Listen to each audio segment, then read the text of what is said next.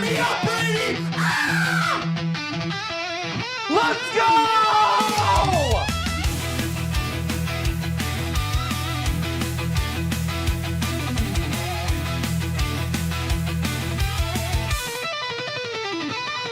This guy's silky.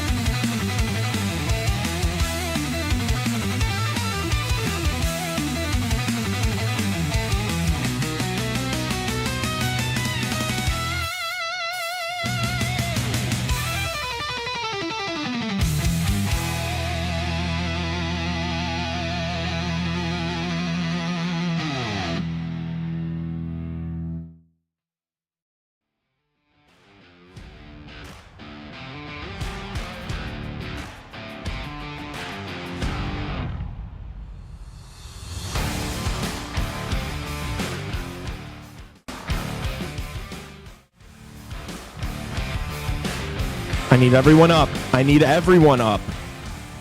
Big show today. Hawks take on the Habs tonight in Montreal. We got a lot to get to. Before we do, subscribe to the YouTube channel if you have not yet. Everyone in here right now, like the stream. Let's boost it up a little bit. 5-star rating and review, please, on Apple Podcasts and Spotify. Stuttered there. It's okay. We roll. Follow the Instagram if you haven't yet. All that stuff means a lot to us. I'm Lee Grossman. With me, per usual, Justin Lynch, and Tassos Kirkos is here too. Raven Gasser on the ones and twos. Justin, Montreal tonight. How do you feel? What are you expecting? What are you looking forward to? Are you nervous?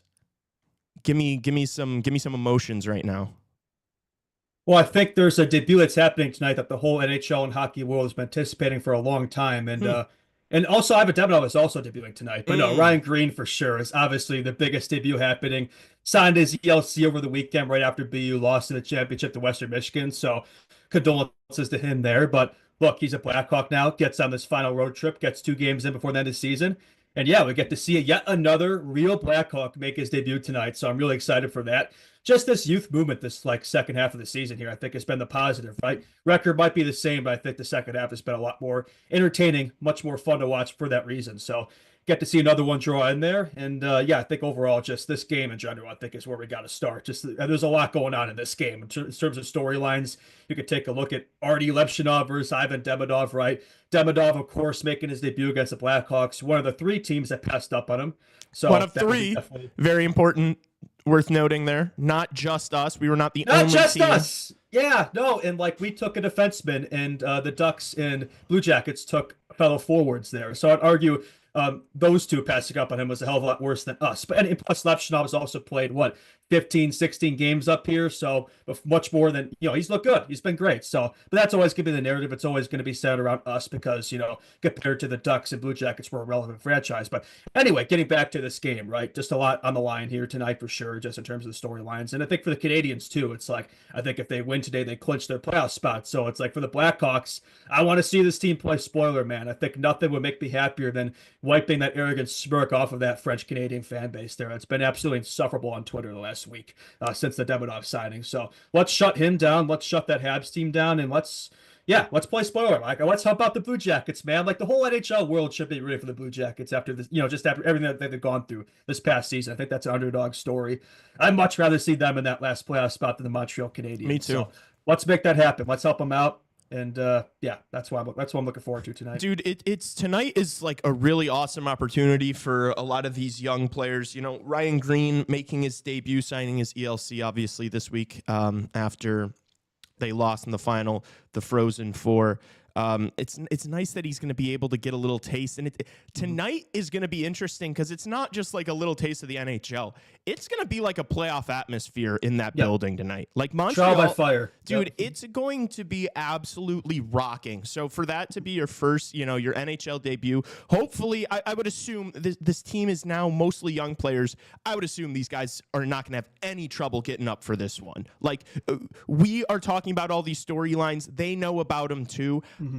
Dude, I guarantee you this is one they really want to go in there and win. So I was just slandering the Canadians, but it's like I gotta say, is there a better arena in the NHL to play your first NHL game? Probably No, not. there isn't. The Bell Center is absolutely electric. That fan base is absolutely electric. It's like a soccer fandom over there. These people are literally waiting for Ivan Demidov to show up at the airport. They were tracking his flights. Like they are hockey crazy. It's a mecca there. It's probably the biggest franchise when it comes to hockey. It's it's their game, so their city. So no, a lot in the line. Original six matchup, a lot of history there, a lot of matchups of these teams. So I think just not just of the present, but just it's another chapter to write in the storybook there. So a lot to look forward to tonight for sure. Yeah. And look for the playoffs for them. It's in their control. Like they just you got the pesky Blackhawks standing in your way. So it would be so awesome if we could play spoiler tonight, and also if Artem Levshinov could score his first NHL goal against, that would just be against gosh. Demidov, that would be perfect. Imagine Demidov's like a -3, Levshinov has a goal and an assist.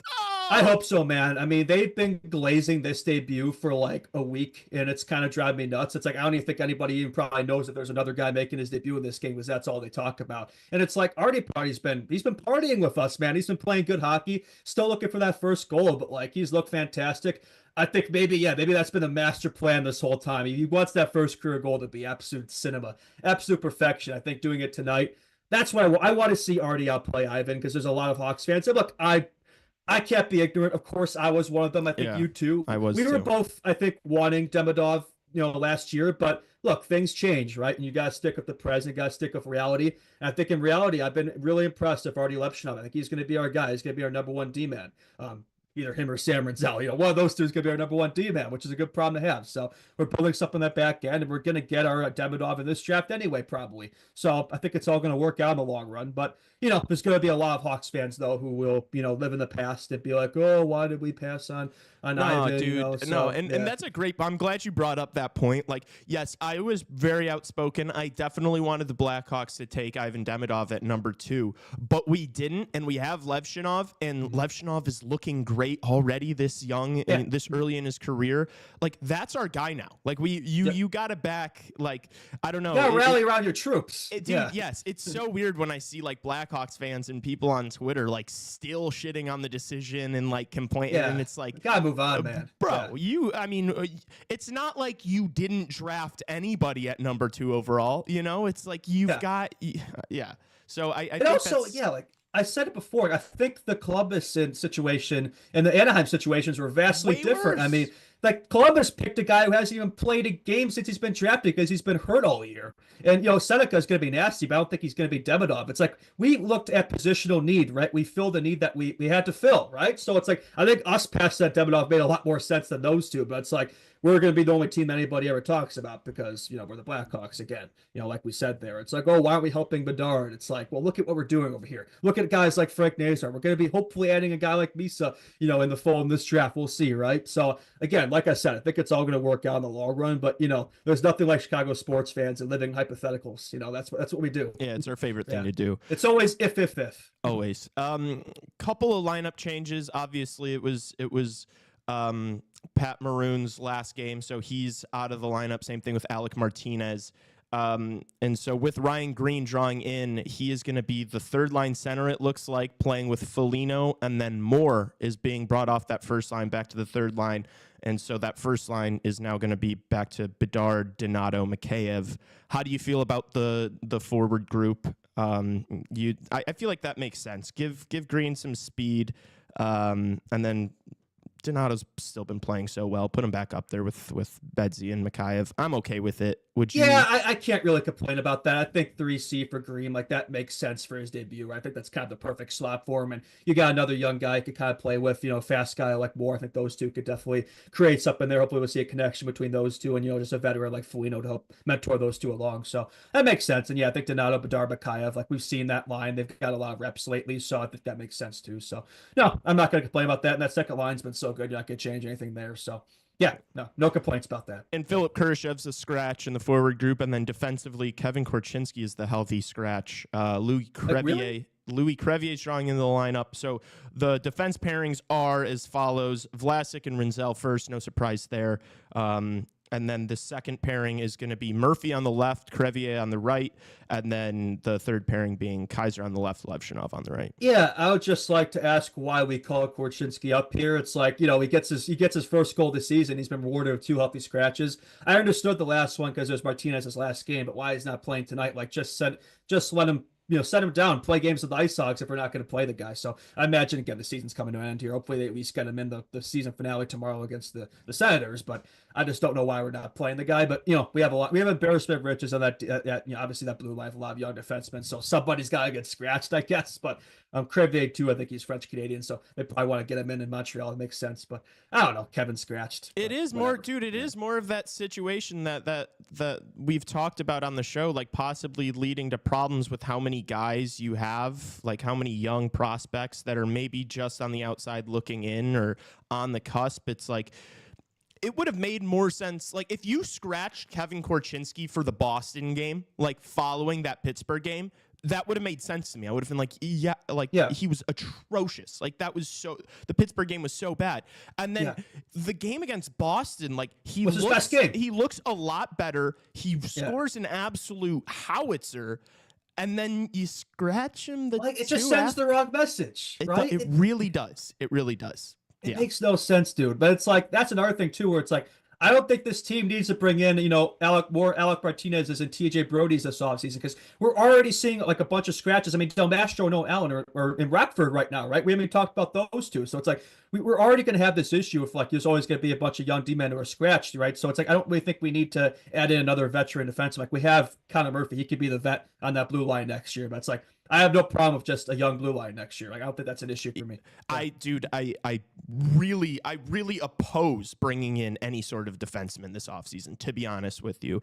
We already have a log jam. Yeah. We're gonna talk about the Calvin DeHaan situation in the NHL hour, but I saw some people, like I saw Greg Boysen actually tweet that like he'd be okay with the Blackhawks bringing in Calvin DeHaan as like a No, I do not have good memories of DeHaan the Blackhawks. No, thank you. I'm like, I completely oppose that. I do, because then Calvin DeHaan's just gonna start tweeting about how he fucking hates the situation in Chicago. That's TJ Brody 2.0. Yeah, like, I know he's a nice guy. I don't care that he's a nice guy. He's just not that good. Like, I feel for him. Obviously, the situation he's been dealt with in New York is, it's unfair. But like at the same time, it's like, dude, like it's 2025. Like, if we're playing Calvin DeHaan over, our, the Wyatt Kaisers and the Louis Creviers and the Korchin, that makes zero sense whatsoever. No. Like, and like also like a guy like Vlasic is young, but I kind of consider him a veteran at this point. So it's like we kind of have, Vlasic, Murphy are kind of both vets, and a lot of these young defensemen have already played a lot of games in the league too. So it's like, that doesn't really concern me too much, about having a fresh young blue. Like, Rinzel's played 7 games and he already looks more composed than anybody. So it's like Levshunov's been good. It's like, so there's only going to be a couple guys you'd say where it's like, there's going to be some, mistakes and growing pains, et cetera, but it's like, I'd rather see that development up here. Like, a lot of these guys don't need more time with the Ice Hogs at this point. Like, it doesn't really do anything for them. So it's like, why bring in more veterans who are going to play worse than they are just as placeholder? No more veteran placeholders. I'm done with that. We don't need to do that anymore. Next season is all about letting the kids cook, play the youth. We've seen that the second half of this season. I want to see that at the start of next year. Like, whoever needs time at the Hogs can go down there, but it's like, if you've proven that you're NHL ready to play in this league, you should be in this league. Let's just rip the Band-Aid off. If it's inevitable, just draw them in. And dude, if you're talking about like, oh, you want somebody with experience that's going to be able to like come in and help teach these kids and learn the game. And you want somebody good, right? Not just somebody who's been around. If that's your rationale for like wanting to bring in a veteran defense, how about this? How about we just hire a good fucking coach to be there to teach these kids how to play? That's going to make a big difference alone. Like we're talking about Artem Levshunov's development. I don't need to see a veteran blue liner that's shouldn't even be playing every 82 games. It's just gonna hold them back, anymore. Man. Dude, having to carry that weight on your bring in a coach. Bring in a good coach. That's all. We don't have to talk about veteran defensemen anymore if we have a good coach. So yeah, I mean that's how I feel about that. Bring in a fucking coach. No, like, that's gonna make more of a difference than any like veterans you bring in, right? I think that alone, like I've said this before, it's like no matter what we do in the offseason, like literally just getting the coach right is gonna make a world of difference, right? There's gonna be growing pains adjusting the system, like it's not gonna translate right away, but I can guarantee you, whatever we do is gonna be a hell of a lot better than what we've seen this season. So yeah.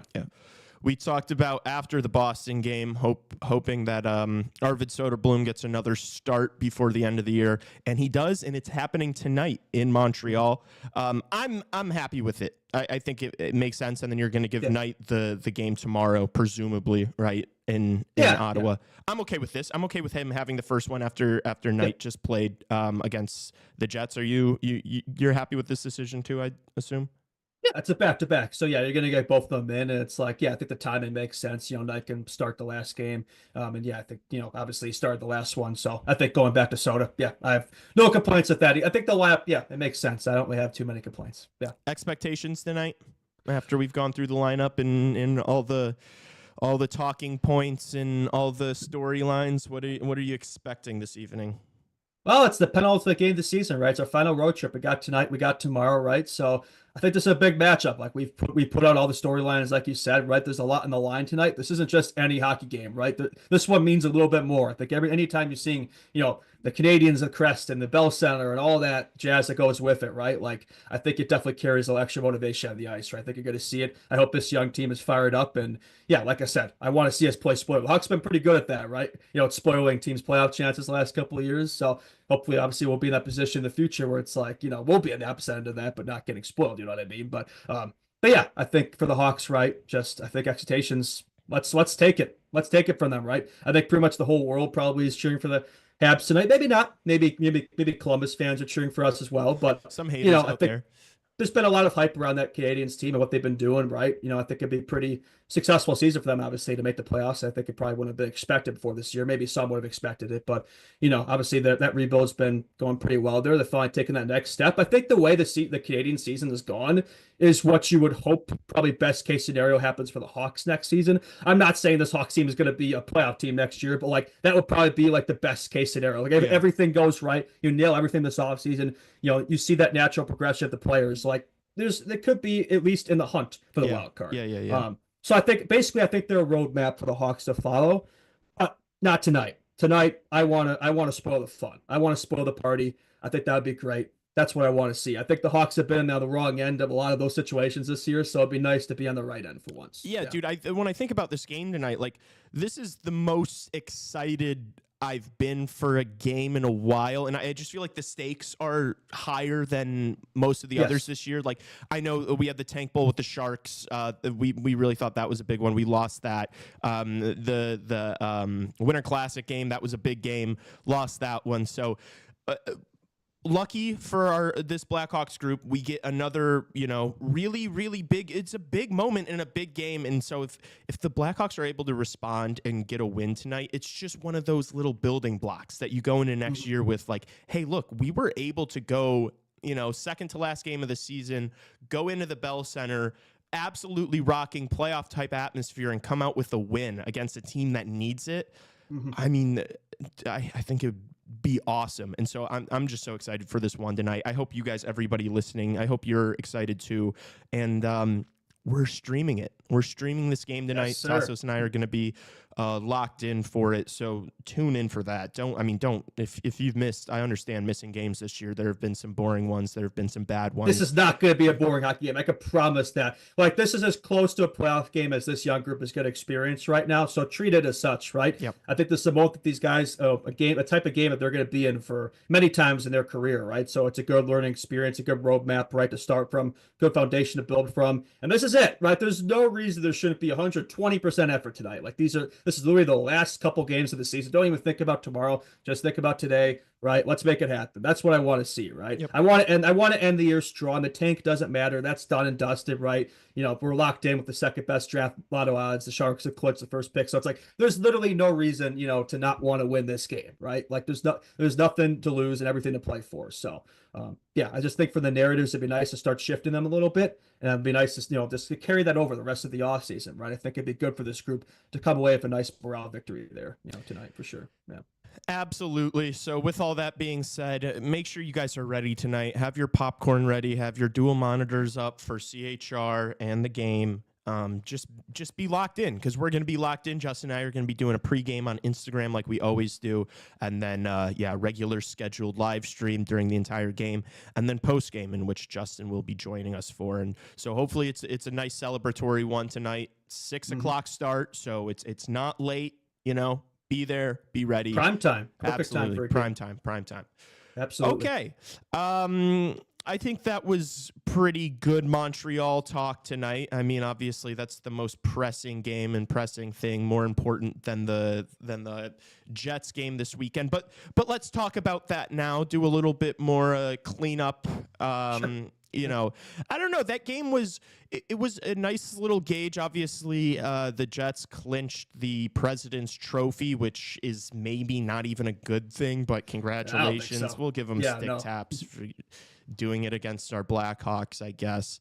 I don't know. It was like a high-scoring game. You lose in the shootout, but we mentioned it felt like a goalie duel. I don't know, man. It was positive, because look, it's the President's Trophy winner. You brought them to a shootout, so definitely some positives.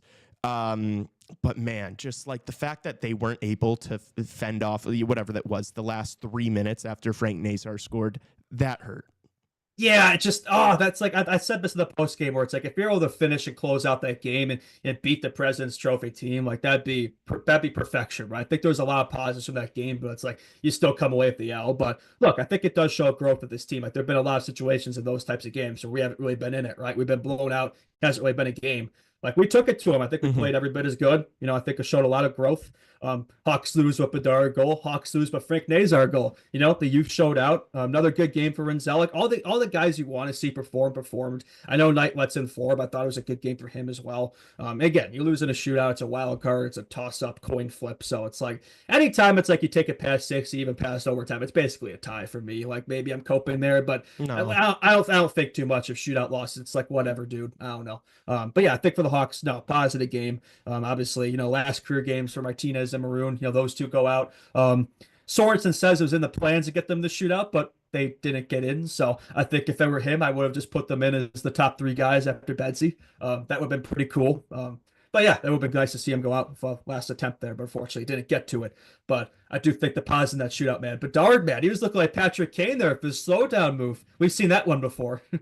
Yeah, dude, I saw somebody on Twitter say, like, push your helmet back a little bit if that's you, Patrick Kane. Like really, he's done that a million times, dude. I guarantee you that's where he got it. He was also scoring goals from the top of the slot, one-timer on the power play. It's like he was studying Ovi and Patrick Kane clips. So it's like if we get to see more of that out of him on a consistent basis, I think we'll be in good shape. But I think like a thing to talk about too is just the way Renzel looked in that power play. It's like that is going to get a lot more production out of Connor Bedard. Because how many times this season when Seth Jones on the Blackhawks did he not, have the awareness to pass the puck to Bedsy in that situation, looking him off, right? I think that's going to get him more production in the power play, right? He's got a good one-timer. We've hardly seen it. I want to see it more because he's got a great shot. Use it more.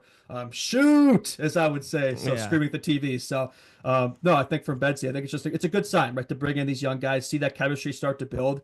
He's gonna have a much better season next year. There's no question about it. Yeah. I think with Connor Bedard, he's like obviously such a big topic of discussion on this show that we almost do him an injustice of just like whenever we talk about him, it's just like all big picture and we're not talking about like whatever he did in the game previously.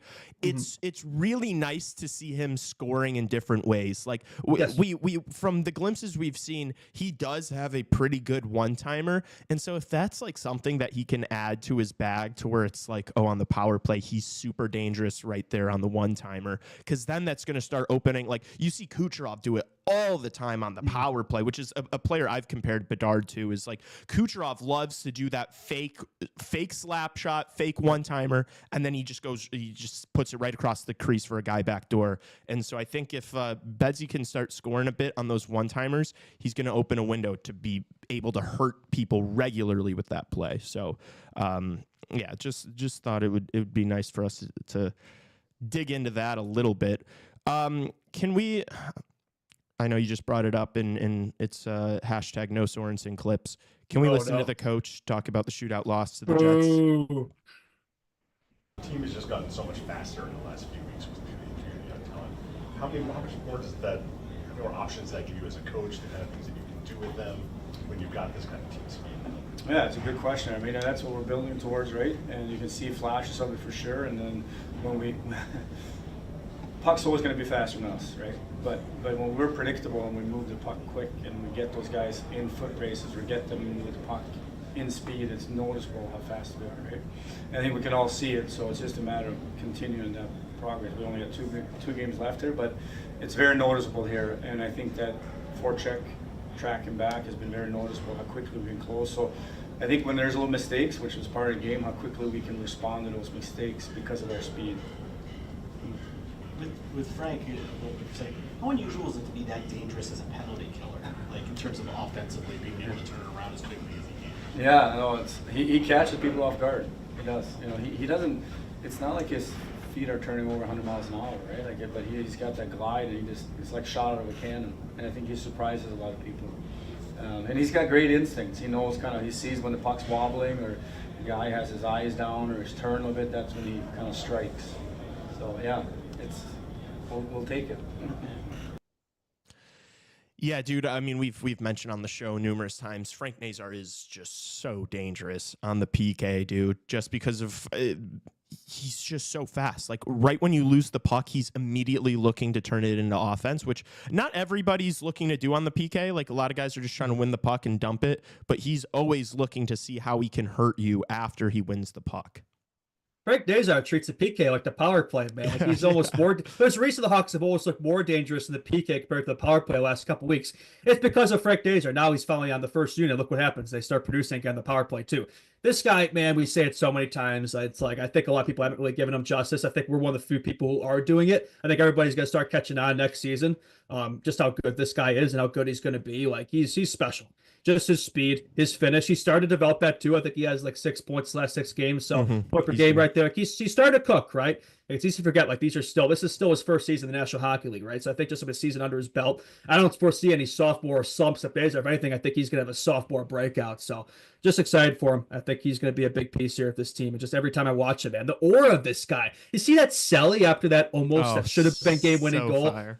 Oh man, dude, he's got some of that Patrick Kane Showtime mentality to his game. He scores those big moments, right? Has those big plays, and he definitely feeds into the crowd, right? He always has a fun celly after he scores. So I love that kid. I think he's going to be a fan favorite. You can even tell, like when he has the puck on the stick, there's almost a little bit of a hutch every time he gets it. And you see it. It's like I think people are starting to catch on. This guy's pretty damn good, and every time he has a puck on his stick, he can make something happen. So he's getting a billion chances every game, right? You know, the finishing's starting to come. Like this guy is going to be a point per game plus player. He's going to be a star. You know, number 2, number 3 behind Bedard. So I'm no questions, no worry about that whatsoever. I know there's some people out there who maybe haven't been as sold, but I'm fully sold on the Nazar stock for me. That's one of the things that like I'm happy that as a crew, as a podcast, we have all been super bullish on Frank Nazar since like, dude, I mean, even before the Four Nations break, we were talking about how like it felt like every single game he was just getting better and better, and that's still like he's been so good since the Four Nations break, and it's like that's still been the case. Like it still feels like he's getting better every single time he's out on the ice. So I'm glad that we've had these lofty expectations and predictions for Frank Nazar because I think he's going to deliver and it's going to make us look like geniuses. Exactly. I think you made a joke about it on the live stream the other day where it's like, yeah, all the big people are going to be talking about like Ryan Whitney on Spin Chicklets. It's going to be like, oh, that Frank Nazar kid, look at his speed. Chicago is really building something here with these studs. Like I'm telling you, like across the hockey media, the narrative next season is going to start changing. Like it's all season this year. It's been, the Chicago's down in the dumps, right? The rebuild's going nowhere. Betsy has no help. It's a disaster. All these young kids are going to be on the team. Like it's going to be a team of real Blackhawks the entire year next year. We're going to have a competent coaching staff, hopefully a cooking off season here, more pieces in the draft. Like it's going to start turning around next year. I'm telling you, it's not going to happen overnight, but we're going to start climbing that hill and you're going to see a lot of people take back some of the talk this past year. I guarantee it. And it's going to be fun to watch. I think with Frank Nazar especially, what impresses me about him is there is not a single game you don't notice him. Yep. Like you can't say that for a lot of players in this game. league. Like even my favorite, even my boy, my Pookie Bedard. Like there have been some games this year where it's like I don't really see not them. noticeable. Like Frank Nazar, like even when he's not producing, you notice him. Like he's a game breaker. He drives to play, and I just think the sky's the limit for this kid, man. Like I'm so excited watching him every time. It's like Yep, hop on the train now. We're gonna have a bottle of champagne to pop on the show next year for the first time. Ryan Whitney's like, I don't know, man. This Frank Nazar kid, oh, he's electric. And we're going to be like, I told you, run the clip back. Something else from that Sorensen clip that I wanted to touch on is, we've talked on this show about how it's pretty important for this Blackhawks roster going forward to get like some size somewhere. Like a power forward would be really nice for this crew. That's but the missing piece, man, just like it was in the 2010s. It's the last piece of the puzzle. Justin, is there a world like, what if they don't, and it's just like the plan is to just be faster than everybody else? Like, is there a chance that like we are just simply the fastest team in the league in a couple years, and it like almost doesn't matter? I mean, maybe that's what Kyle's going for. It's like, yes, I've said this before too. It's like, yeah, we don't have size in the top six, but it's like, it's not like we don't have size in this roster. Yeah. We have some absolute tree trunks in the back end, man. Yeah. So it's like, I think we're kind of making up for it back there. And that's kind of where you want your size, right? But maybe that's the game plan, right? Just have, they can't hit you if they can't catch you, right? I mean, we have a lot of guys on this team, the Moores, the Reichels, the Nazars, etc. These speedy, fast guys. Like, that's definitely what Kyle's building up front, and there's more in the pipeline. So yeah, you have that in the top six, some dogs in the bottom six, size of the back end, Spencer Knight and net. Like, I think that's a game plan for success. But yeah, like you would like to see somebody up there in the top line or the second line who, somebody like a Marian Hossa type, like that definitely would be nice to have, especially come playoff time. Because it might not matter in the regular season, but I do think in the playoffs, like you need that star power forward. Like it's pretty rare to see a team that doesn't have a guy like that. So yeah, but again, we have time to solve it, right? You don't have to get everything overnight. We still have time here. So I'm sure it's something Kyle's looking at, and we'll address, whether it's in the draft or whatever. Yeah. Absolutely. Biggest moments, like honestly, from the game were, Pat Maroon and Alec Martinez playing their final games, the Blackhawks organization doing a really cool tribute for both of them. Even like the Marty thing feels like it was figured out like that day that it was going to be his last game, honestly. Mm-hmm. And so for them to like throw all that together and make it as special as it was, you could tell both of them were quite emotional, honestly, during the game too, not just during their tributes. So two guys that have, 6 Stanley Cups between the two of them, unreal careers. Both guys that maybe at the start of their careers you thought weren't going to be, legit NHL guys for a long time. And to have the careers they have, very cool by the Blackhawks to do that. Can we listen to this clip of Alec Martinez on his retirement? What will you miss about the game, and what will you miss about Chicago? I think first and foremost the guys, the camaraderie in the room. I think that's, I've had my fair share of conversations with guys that have retired, and that's certainly at the top of the list of things that you miss. I've really enjoyed my time here. I think the city is awesome. I grew up in Detroit, so I spent plenty of time in Chicago, and between that and playing against him all the time, especially in the playoffs, he spent significant time. But having come here for so many hockey tournaments growing up and things like that, but really love the city. But I think as an athlete, you're a competitor. I think I'm going to miss that. But at the end of the day, it's you're going to miss the room. You're going to miss the relationships. Not that they go away. That's one really special thing about hockey is that you develop these lifelong friendships, and I have some of them here in the suite tonight. But yeah, just the locker room is going to be a tough one to miss. Yeah, man. Obviously, maybe the season wasn't as good from Alec Martinez as we maybe thought or expected, but dude, you can tell he loves those guys in that locker room. Like he's going to be missing Alex Vlasic. For sure. I think a good mentor for that young guy. Like he's been around, he's won, he's beat us. I noticed they left out that 2014 game winner in the little video montage there. I probably would have made the UC silent. But no, I think for Martinez, like that's a guy, 11-year-old me would have never imagined, almost getting emotional seeing, the last game of his career, right? So I think a respectable season. Like unlike TJ Brody, who was just absolutely atrocious. Like Martinez at least brought his game. I think he was kind of what I expected, like a 60. Like he had some good games, had some bad, but when he was healthy, I think that was the thing. He kind of missed like half the season because of injuries, which is kind of a shame. But no, I think he gave it his all, and I respect him for that. And yeah, I think just a good guy for those guys to grow from. I think he even mentioned himself. I think he brought the room, right. I think for every player here, it's like that's always what they mention they're going to miss the most is the locker room interactions, being with the guys, being with the group, and even for me, like that's what I miss the most. Like I still play occasionally, but there's just nothing better than being like an organized team and just that camaraderie in the room with the fellas. Like nothing beats it, man. So I'm sure. You could see it from both of them, just being emotional, knowing that they're gonna miss that for sure. It's what they've had their whole life, and it's hard to step away from that. But one chapter ends, another one begins, right? Yeah, and dude, honestly, like Marty was probably good enough this season to like warrant playing another year in the NHL. I thought so too. Like I was a little surprised he retired. I never really thought about it. But dude, yeah, I respect that so much though. Like you see it all the time of like guys stretch it out until it's like that last year, and it's just like, oh my gosh, dude, you are an ankle TJ Brody. Yeah, you're you're a backpack full of bricks that needs to get carried around. So I respect guys that like end it before the game leaves them.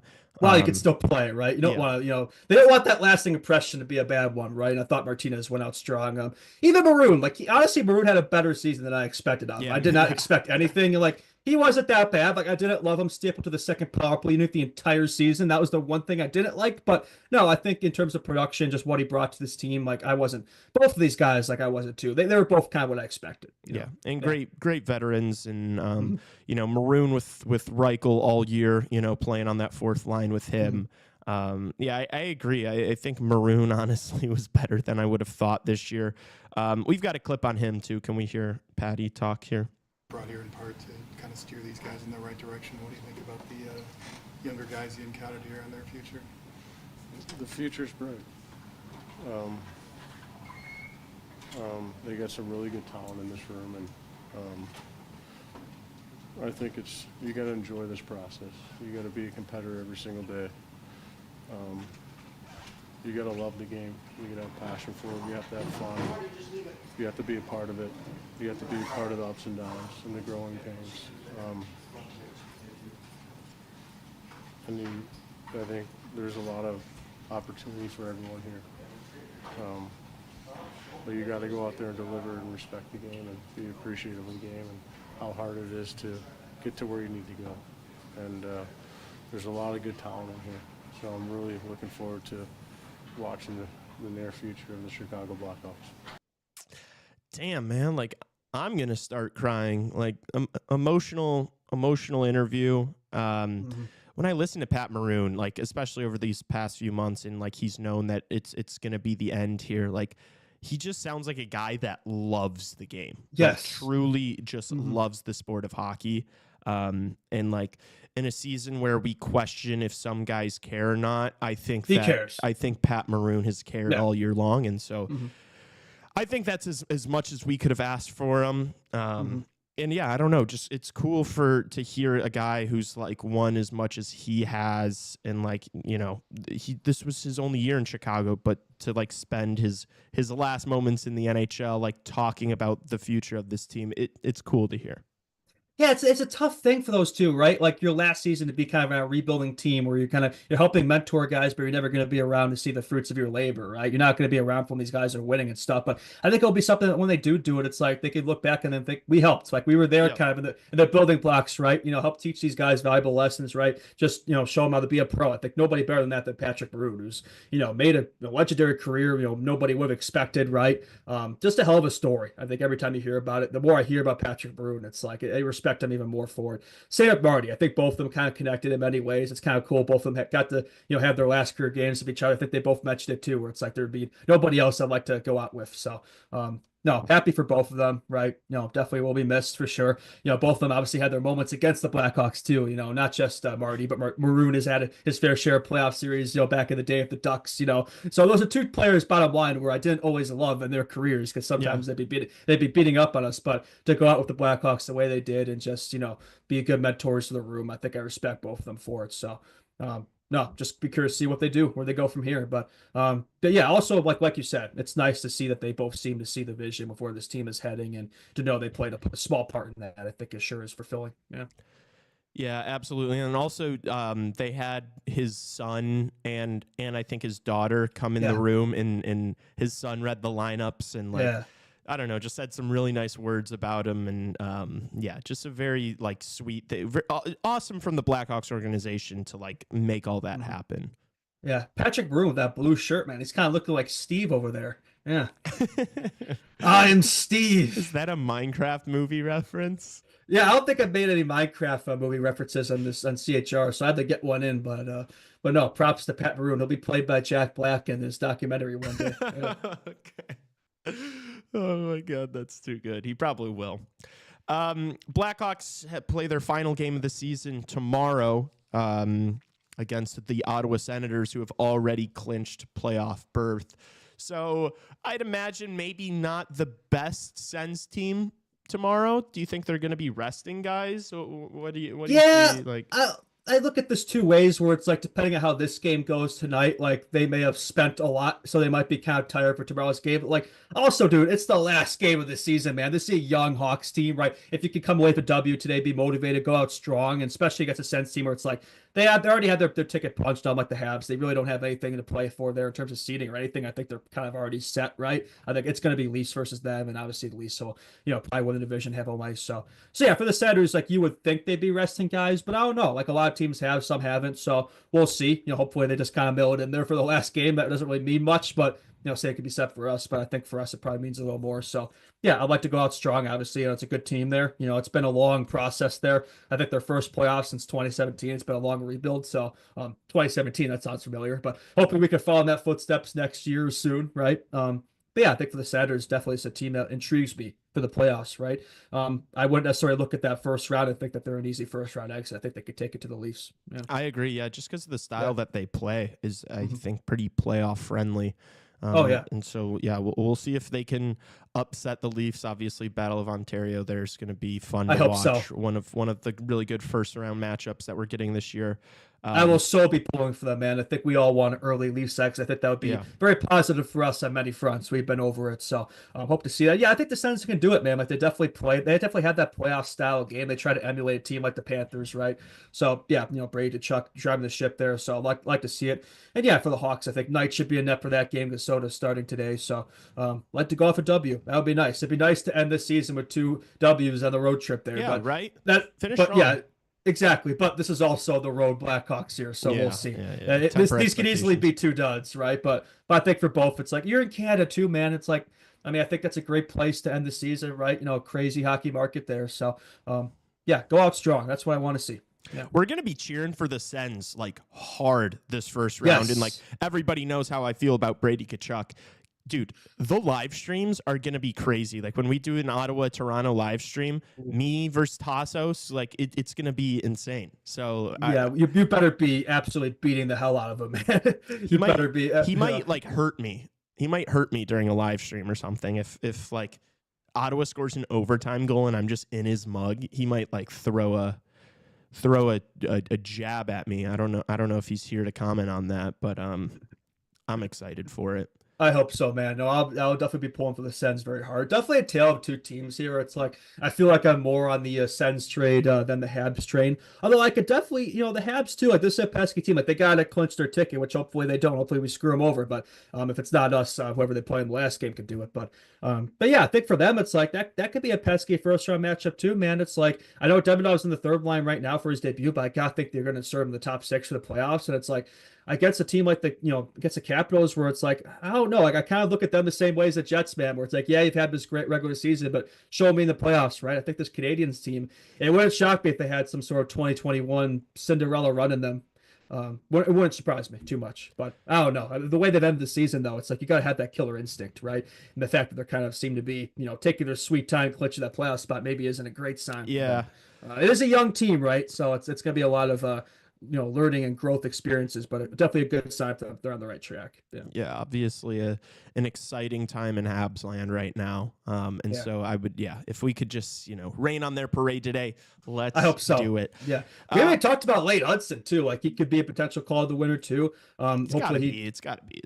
Yeah, that certain someone has definitely brought himself back in the race, but I think it'd be pretty funny if after all this talk, after all this hype, that he didn't win the Calder Trophy.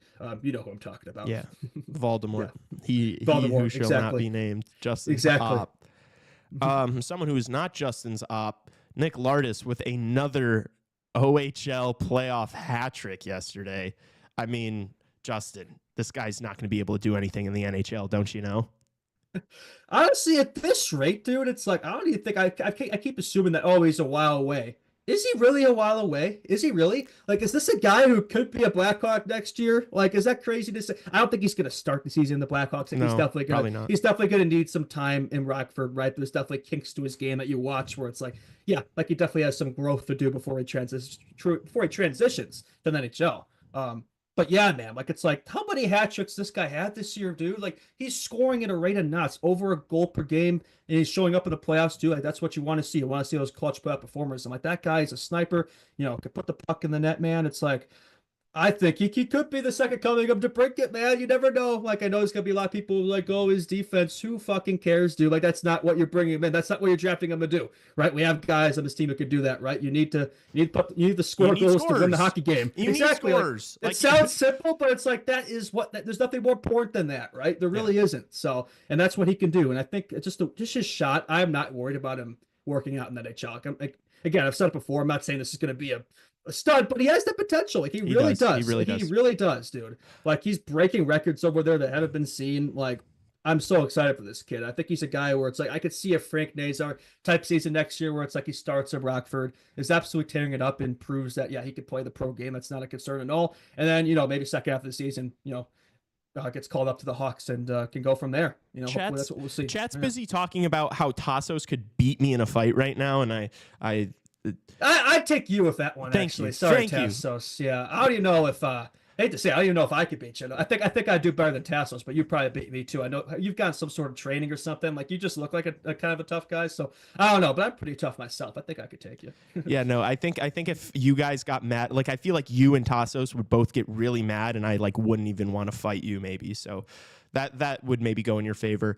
But we should have like a boxing or segment or something. That'd be fun off-season content. There. Yeah, we're gonna like we've talked about like CHR Plus. If I'm fighting one of you guys, that's gonna need to be like a pay-per-view thing. Like you're gonna have UFC. You're gonna like if you're gonna want to watch that, you have to spend like $20 if I'm gonna get knocked out by Justin on fucking the internet. So one thing I did want to say about Lardis though, back to that's good. Back to Lardis. I want to see him on the power play so bad. I want to see him in that Teuvo Teravainen spot on the right wall, opposite sides of Bedard, just ripping one-times off of feeds from Betsy. That's what I want to see. That's what I'm excited for. That's why I don't worry about the defensive side, because it's like, dude, if this guy scores 20 power play goals, who gives a shit? Just let him be a power play merchant, man. Like that's what we've been missing, man. Like he could be that guy. It's like he's gonna cook in the power play. We have all these defensemen and Betsy's playmaking ability. Like they're gonna find him. Like look what he's been doing in juniors, man. Like I'm not worried about it translating. Like the rest of his game, like it'll work out. Like there's always this concern about young players and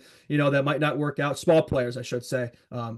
It's not a concern for me. The game's changing. It's 2025. I've said this before. Like, again, not a prospect expert, but I feel pretty good about it. Yeah, me too. It's like, it's also like if his defensive game is a liability, put him on a line where you like insulate him a little bit. Like, play him with Nazar and Slaggert. Like, like put him with two guys that are really defensively responsible, and then let him just, lead the forecheck and be the most aggressive guy out there.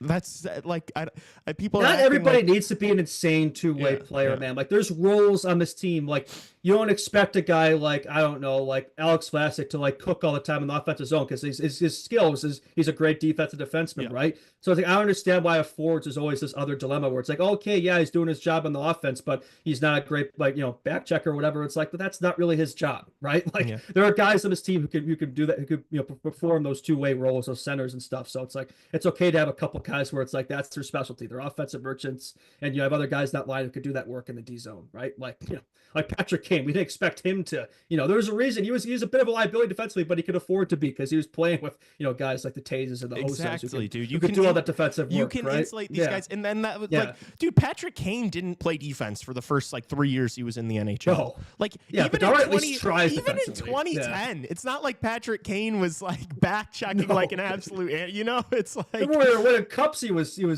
doing that. That's what I'm saying. Like I don't know. I think it's not a concern for me. Bottom line, and Yeah, speaking of Bedsy, by the way, made some history himself on Saturday. Most assists by a teenager in Blackhawks history, 81. So I guess he's a big Marian Hossa fan. But good to see from Bedsy. I believe he passed, I want to say Olczyk or something. Yeah, I think it was Olczyk. So. Yeah, so good for him. Not too bad for a sophomore slump. Eh? No, not bad. He's past his production too, right? Yes, he's played more games. I get that, but it's like that's another thing too. Like barring something, like he's gonna play all 82 games this season. Like that's 14 more games of NHL experience as a teenager, right? Like I think that's a positive. You have to be available. Patrick Kane was always available, man. Like there was always concern around him, like, oh man, he might get killed at the NHL level. Hardly had any injuries until late in his career, right? I think that's a good thing. You want to see that, right? You want to be, because like you don't want to see these guys, getting injured early in their careers and stuff all the time, right? Because that stuff can come back to bite you. So I think with Kane or too, like there's always this talks too, like when you're comparing him with guys like Malkin, etc. It's like, oh, they would have put up so much more points if they played, but it's like they didn't for a reason because they're always getting injured.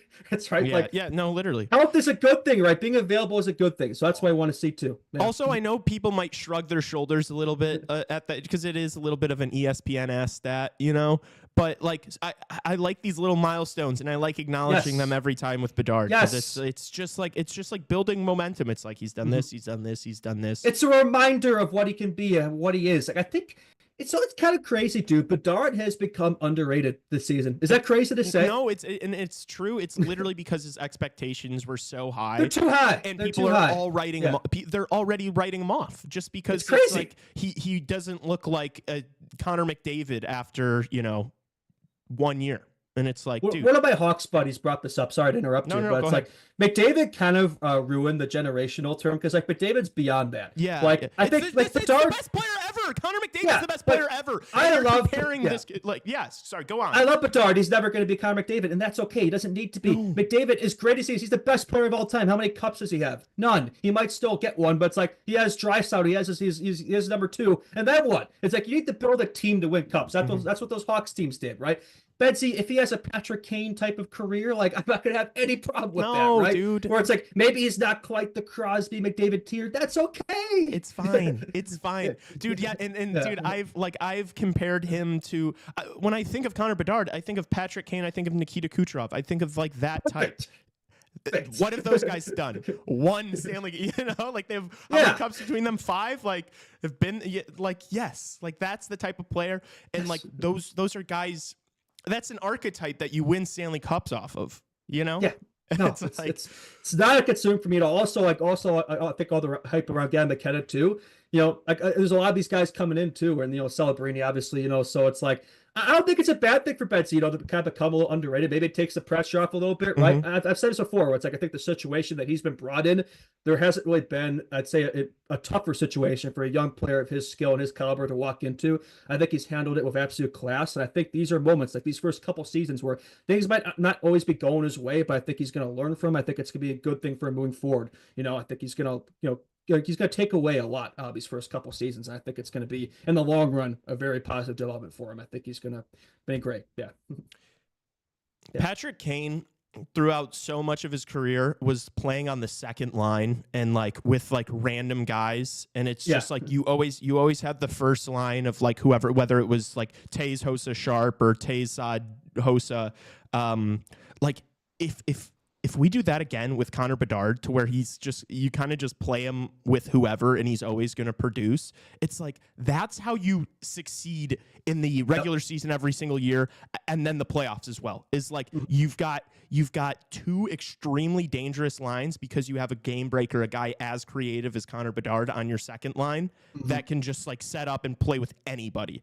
And so maybe that's the silver lining this year of having him play with 40 different fucking line combinations is you're getting him warmed up to just be playing with whoever his entire Get career. used to it, man. Yeah. But I think he's gonna have, this is the worst support that he's gonna ever have in this Blackhawks team. Like it's only gonna get better from here. So I think the game's gonna come easy to him when he has actual competent line mates. And he's gonna have that moving forward. All these young Blackhawks coming in, right? It's gonna get better. It's only gonna get easier for him, right? So I think almost going through this there's almost a necessary evil for him to go through. Like go through this tough slog like the sophomore season. And it's gonna be easy for him moving forward, I think. Yeah.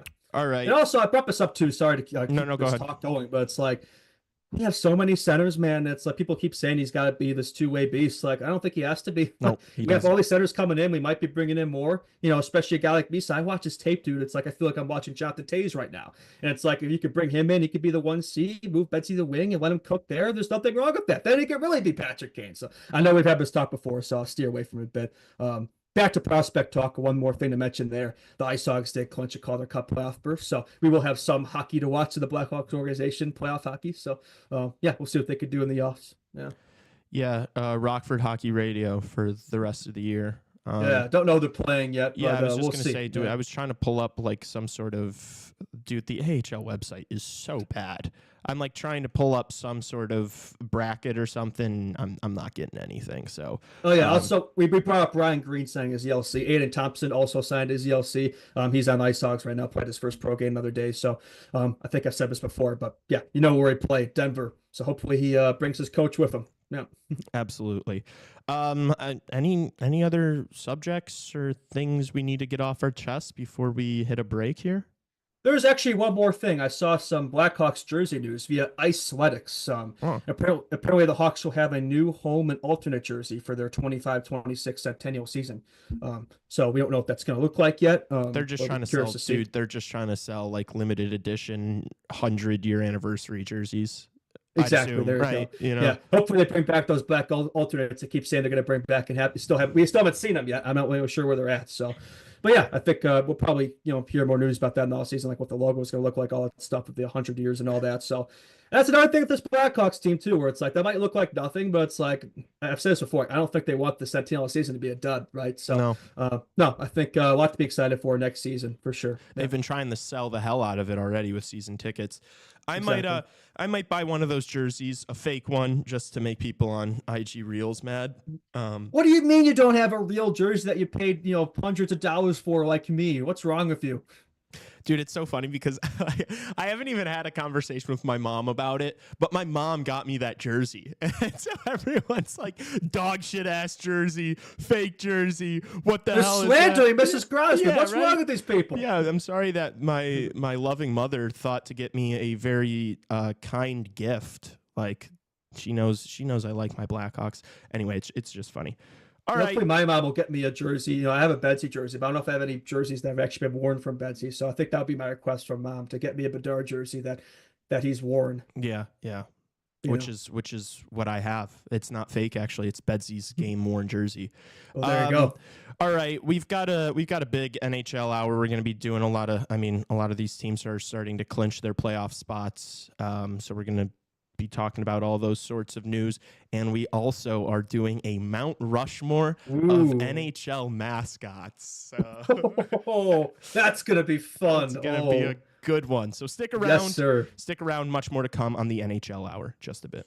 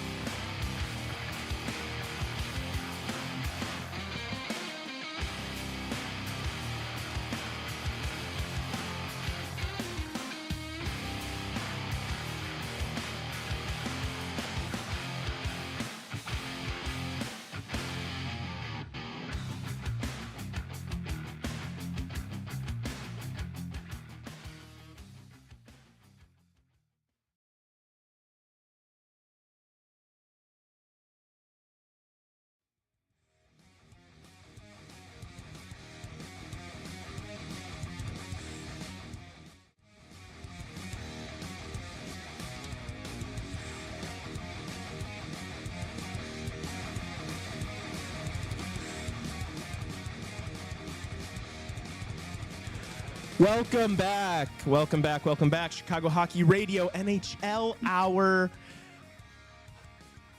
I am so excited right now, okay? Because we are about to do a Mount Rushmore.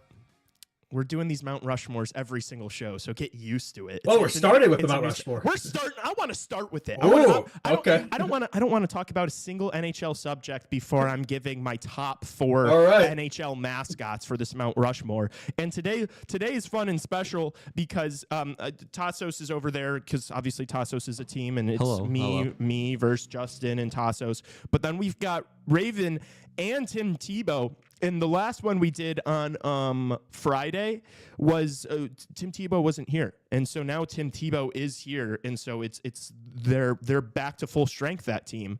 What were the results? What did the results end up being from the? I was in last. Okay, Tassos lost. Good to know. Justin won. Shocker. Big news. Justin wins. Yeah. Raven and Tim. I'm just so used to winning, man. I listen to that Chief Keef song, "Winning." That's always me. I never lose. I'm not going to lie, because of how much you guys were chirping me on Friday, after the show, I started to feel really bummed. I was like, damn, did I pick that poorly? Was my silence of the crowd after an away goal that bad of a pick? And then sure enough, we put the post out there, and there's all these comments of Lee wins.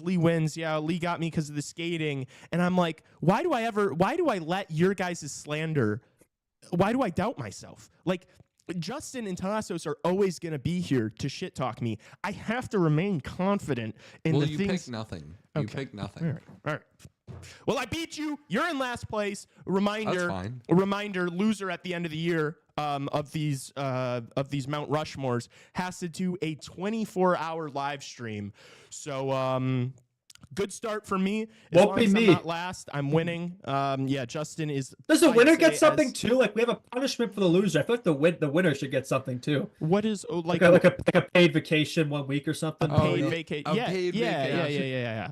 I think that's a good idea, Tassos. Just be ready to foot the bill because if I win, I am gonna go to Cancun, all inclusive resort. You're gonna go to. Maybe the Cozumel. Cozumel is a fun place. You're gonna go to Winnipeg. Yeah. I'm gonna go to Winnipeg. Yeah, I'd go to Winnipeg. Winnipeg in the summer. I'll go to Winnipeg in the summer. Yeah, nice hot Winnipeg summers. All right, we're doing the Mount Rushmore of NHL mascots. Yes, we are actually. Yeah, and I need to pull my notes up and get Your Google notes. up, dude. Yeah, I actually need Google for this one. I don't even know all the notes, mascots. Yeah, dude, I looked them up, and there are some mascots. I was like, I had no clue that was this team's mascot. There are some goofy ass mascots, straight up. Some of these guys just look strung out, and honestly, I'm having nightmares about some of these guys, dude. If I'm a little child seeing some of these, I don't think I'm sleeping at night. Horrifying. Yeah. The ECHL has amazing mascots. That's the thing. Is this just NHL? Well, I mean, I guess we could include all of hockey. Oh, if it's all of hockey. Do you guys have thoughts? I mean, yes. No, let's keep it just NHL. Boring. Say that into the mic. Hey, say that. Yeah, I think it should just be NHL because then we can do ECHL and AHL. Imagine doing a whole Mount Rushmore about ECHL mascots. Anybody else find it a little convenient that Team Google over there is saying, no, let's not switch it up now? Why? I mean, they'd have the biggest access to all the. Well, yeah, mascots. but then they got to do some last minute. They're just using ChatGPT. They're not using their hockey brains like we are. I just want to know if I can take Slappy from the K-Wings or if I can take Puck Chop from. I think that's the Cincy team. Has their mascot is Puck Chop, a pig. And I love Puck Chop on a puck. Yeah. Well, so it's supposed to be like Pork Chop because it's a pig, but his name is Puck Chop. I'd love to be in the room for that meeting that decided that thought that was a great idea there. Right? Oh my god, that's must so have funny. been on something. All right, I guess we're just doing NHL fucking mascots though. Yeah. Okay, fair enough. So just NHL. Okay. Right? Right. Yes. Yes. NHL. Is that everybody confirming? Okay. Yes. All right. Confirmed. Cool. Yep. Cool. What's the draft order? Who has the Me first? Justin has the first pick in the draft. Yes, I already win. I already win with this one pick. Tommy Hawk. So is that your first? That's 1-1. Yeah, Tommy Hawk is my first pick. Okay. All right. The best mascot Yeah, in sports. that's the smart in move. hockey. This is a Blackhawks audience. I would have taken Tommy Hawk. They're all gonna pick me anyway, but now they're definitely gonna pick me Yeah, because I true. got Tommy Hawk. Hell yeah. All right. Next up is Raven and Tim. What's up, guys? I'm going with the second pick. We're taking Gritty. Ooh, I hate you. that's a fair one. I have the third pick in the draft. Mm-hmm. Yes. I'm going to take Youppi from the Montreal Youppi. from the Montreal Canadiens. I hope Yuppie has a rough night tonight. All To right. see the Hawks drop 6 on him. I'm going with my first pick. I'm going Bowie from Seattle. I think they're trying, dude, trust me, they're trying to Bowie has aura. They're trying to build Bowie into the next Gritty, basically. They're trying to build a Bowie Gritty rivalry. I've already seen it.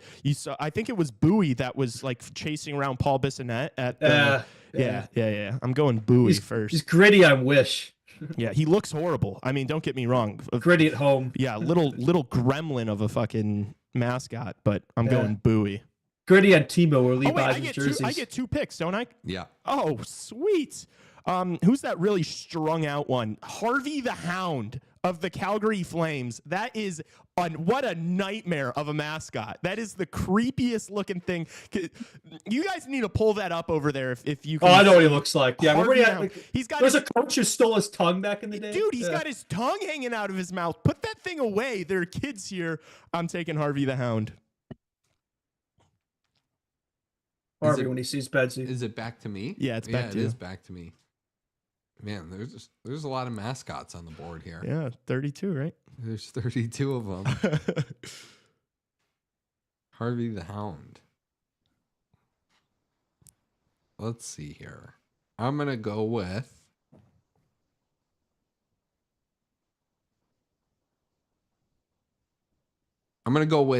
Stanley C. Panther. I love that one. That's a good one. That's a good one just because the name. Stanley. I love when they just name them like regular human names. Stanley. That's probably after the cup. I right? know, The Stanley obviously, Cup. but it's still funny just calling a mascot Stanley. There's also, I mean, I guess, yeah, you could pick 2 mascots. Yeah, no, I won't say anything. Yeah, don't say anything. I won't say anything. Some teams have more than 1 mascot. That's all I'll say. And the Panthers are one of them. The Panthers are one of them. Okay. All right, Raven and Tim, back to you guys. All right, Raven here with the second pick for our team. We are going with Stinger. Damn it. That's who I wanted. Is that the strung out Columbus Blue Jackets looking? Oh, yeah. Oh, my gosh. That thing looks so tweaky. I had him on my list. I love him. Damn. What even is that? What even is that? I don't know. I don't know what it It's is. supposed to be like a jacket, like Blue Jackets jacket. Like, I know it's not jackets after the the jacket, but that's what their mascot's going for. I guess I don't know. Interesting. I don't know. Am I up next? He's an you are. anthropomorphic Yes. yellow Justin is jacket. on deck. You have 2 picks, Justin. All right. Whew. I will go with the polar bear guy, the Leafs. Carlton the Bear. There you go. Carlton. I think he's like 6'4". Is that right? Mhm. Big polar bear. Yeah. He's a the unit. polar bear in Arlington, Texas. So but you he's have in to be Toronto. 6'4" to wear the costume? I don't know how that works. Just when I looked him up on Wikipedia, they said that he's 6'4". Yeah. It's a big boy. Yeah. All I mean, right. that's a player you could have playing down low. I mean, that's a power forward. It's a good guy There to you have go. on your roster. Insert him in the lineup, right? Yeah. Yeah. Very nice. All right. I have 2 picks, right? Yeah. Yes. All right. I don't even know who to go with the next one. Yeah, we're getting deep. Yeah, we're already getting deep, dude. I mean, he's not really your typical mascot, but he is considered a mascot. I feel like there's a lot of legendary lore around him. I'll go with Al the Octopus of the Red Wings. I hate you. Al the Octopus. Because, they always throw the octopus on the ice. Well, they haven't really seen that lately, the playoffs, but yeah. Cool lore around that. Yeah. All right, it's back to Raven and Tim.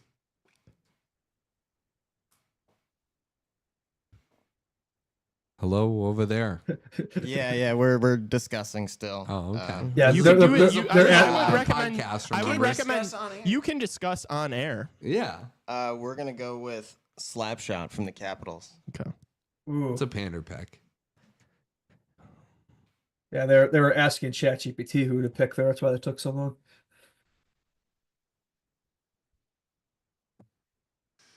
I'm going to take S.J. Sharkey Ah. of the San Jose Sharks. Not bad. I get 2 here, right, to round out my Mount Rushmore. Okay. First, I'm going to go with Spartacat from the Ottawa Senators. More nightmare fuel, absolute creep of a mascot. And then after Sparta, I'm going to take...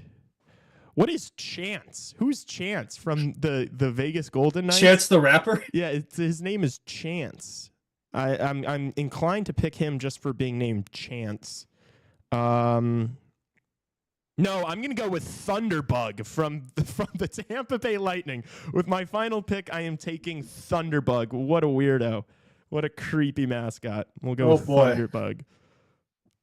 I love my roster. Very nice.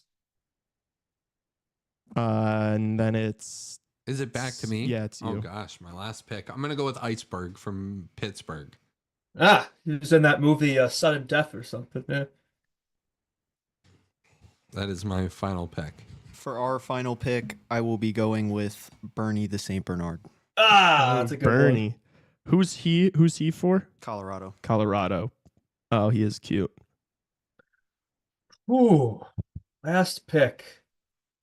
I will go with I don't even really know what he is.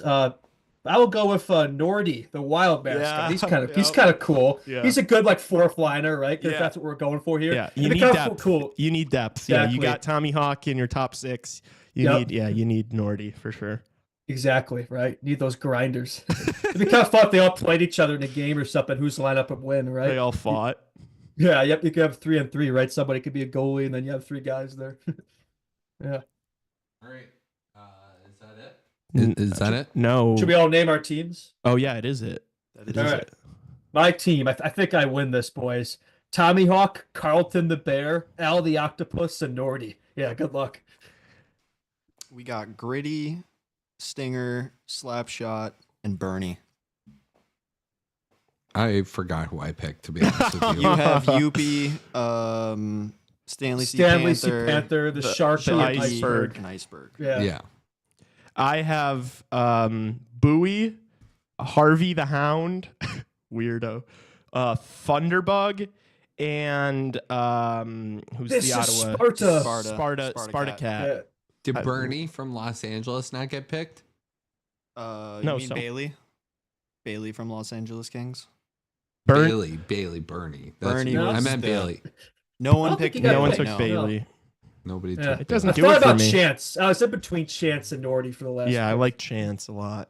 Yeah, I like his name. He's kind of whatever, but Nordy actually looks kind of cool. Yeah. How do we feel about Nash, guys? Nash was not considered at all by anyone, I don't think. Yeah, just didn't move me. Didn't do it for you. Yeah. No. No Nash for me. All right, that was fun. Not really a controversial one. No, I guess not. I guess, you could make an argument for any mascot. I That's think fun though. Yeah, we could do this for like AHL, East AHL. Just do all the hockey league mascots. I think we got to pre-record these. Yeah, probably. And then are we going to post them without names so that nobody knows who's who? Ooh. I mean, that would make this the most fair thing. Would it not, fellas? Your guys' mic Y'all are on. coping over there. It would. I do think it I would. mean, I'm not trying to say this just because I'm in last place right now. Yeah, that's I it. firmly don't believe that in any format I will finish last the whole way. I believe Lee is destined for that. We shall I see. don't know. When I'm taking, picks like Harvey and Bowie, it's going to be hard to keep me at last. Yeah, I will say I do we think need better. yeah. We need better Mount Rushmores, and Today was it was a good one. It was a good one. I think it was great. Yeah, this is awesome. Entertaining. Yeah. I think Tassos, I think this is the most compelling, intriguing thing we've ever done on the show, I'd argue. So that's crazy talk. I will say I do think a 24-hour lead live stream would be the most entertaining of all of us. So we kind of hope he loses for the show too, right? Stop putting that, stop like planting those seeds in the chat. Stop saying that shit. All right.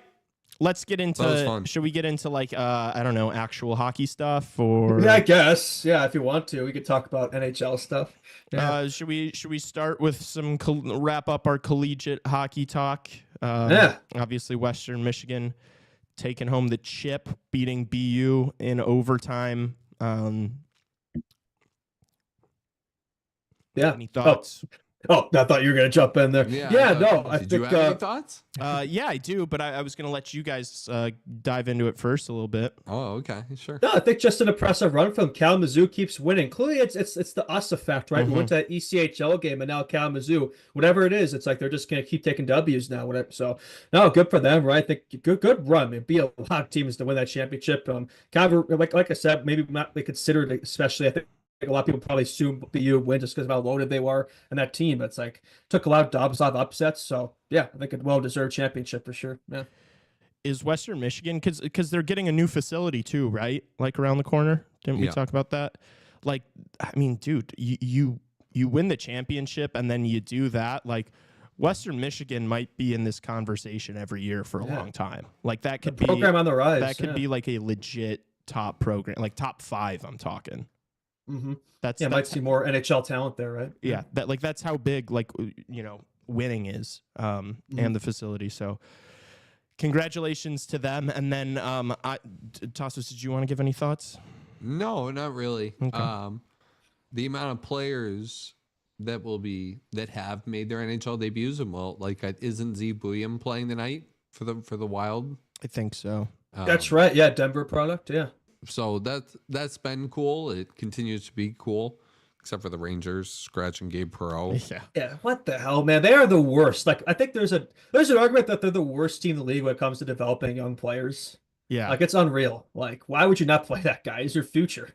Like you have nothing to play for. You're eliminated from the playoffs. I don't understand. Yeah, maybe if Alexi Lafreniere didn't go to New York, we would be. And obviously, I don't know. Capo Caco is. He's looked a lot better in Seattle. He has looked a lot better in Seattle. I still think that number 2 overall was I mean, that's a bit much, but yeah, dude, I've been seeing so much stuff on social media over the past few days of just people bagging on the Rangers for being awful with development. It's like, you're missing the playoffs now. Why are you scratching the kid? Like, terrible. Yeah, I know. I think Lafreniere too. Yeah, if he ever wants to kind of, he might not ever be the guy that you thought, but it's like if he wants to get to that level, I don't think he's going to do it with the Rangers. Yeah. Yeah. And then Isaac Howard is the Hobie Baker winner this year. Talk about a guy that's not making his NHL debut anytime soon. Yeah, I mean, he wins Hobie Baker, and I guess he'll be going back for another year there. I guess he's going for back-to-back Hobie Bakers. Has that ever happened? I don't know. That's actually an interesting question. But, I mean, yeah, he doesn't really need to go back another year, but I think he even talked about, too, where the two sides, he and Tampa, just weren't able to reach the agreement that they expected there. So we'll see what happens with him. If that's a potential, trade chip in the offseason, maybe there's no future there in Tampa. Maybe that's a guy that, somebody should look at. Yeah. Yeah, how does that work? Like, has he signed a contract with Tampa yet or no? He hasn't, right? And so no, he hasn't. So how does the rights work? Like, do they maintain the rights until he's like for another year, I think, right? Okay. I think it's like 3 years or something. It'll be next August. Yeah. He'll be a free agent. Okay, gotcha. Yeah. And to answer your previous question, Justin, nobody has ever won the award even twice. Let alone back to back. Wow. So that's what he's going for. He's going for history there. Figured he wasn't going to be in the Tampa team anyway. So it's like, just go make history. Yeah. I think that's crazy. They won't put him in the lineup. Yeah, Tampa? I think you could insert him now. Yeah, for that playoff run. It's like a lot of these guys have been loading up, right? Bringing in talent like the Leonards of the world. And like, why not? Why would you not want to bring in your Hobie Baker winner for the playoffs? Yeah. And like, even if he doesn't play every game, like, Yeah, it's still a piece, a like, depth guy. Yeah, depth guy. Bring him in for the run too. Like if you go on this run, it's just experience for him, even if it's just being around the team and being, the 13th forward or whatever. Yeah, I don't understand that at all from Tampa's perspective, right? I think that could be an X factor there, but I guess they see differently. Yeah. I've seen some people on social media like blaming him more for the situation than like he's choosing to, because he's not going to get to play this year, he's choosing to like go back. And I've seen like Tampa fans kind of blaming him for that. Well, it's like I can't really blame the guy. It's like, okay, you're not going to play me when I'm clearly ready, then screw you. I'll go back another year and go for somebody who wants my services. If we can insert better in the lineup, right? Yeah. Yeah, because I mean, yeah, I with the situation, it seems like it's more, and maybe I'm wrong about this, but I feel like the situation is more that Tampa doesn't want to use him right now.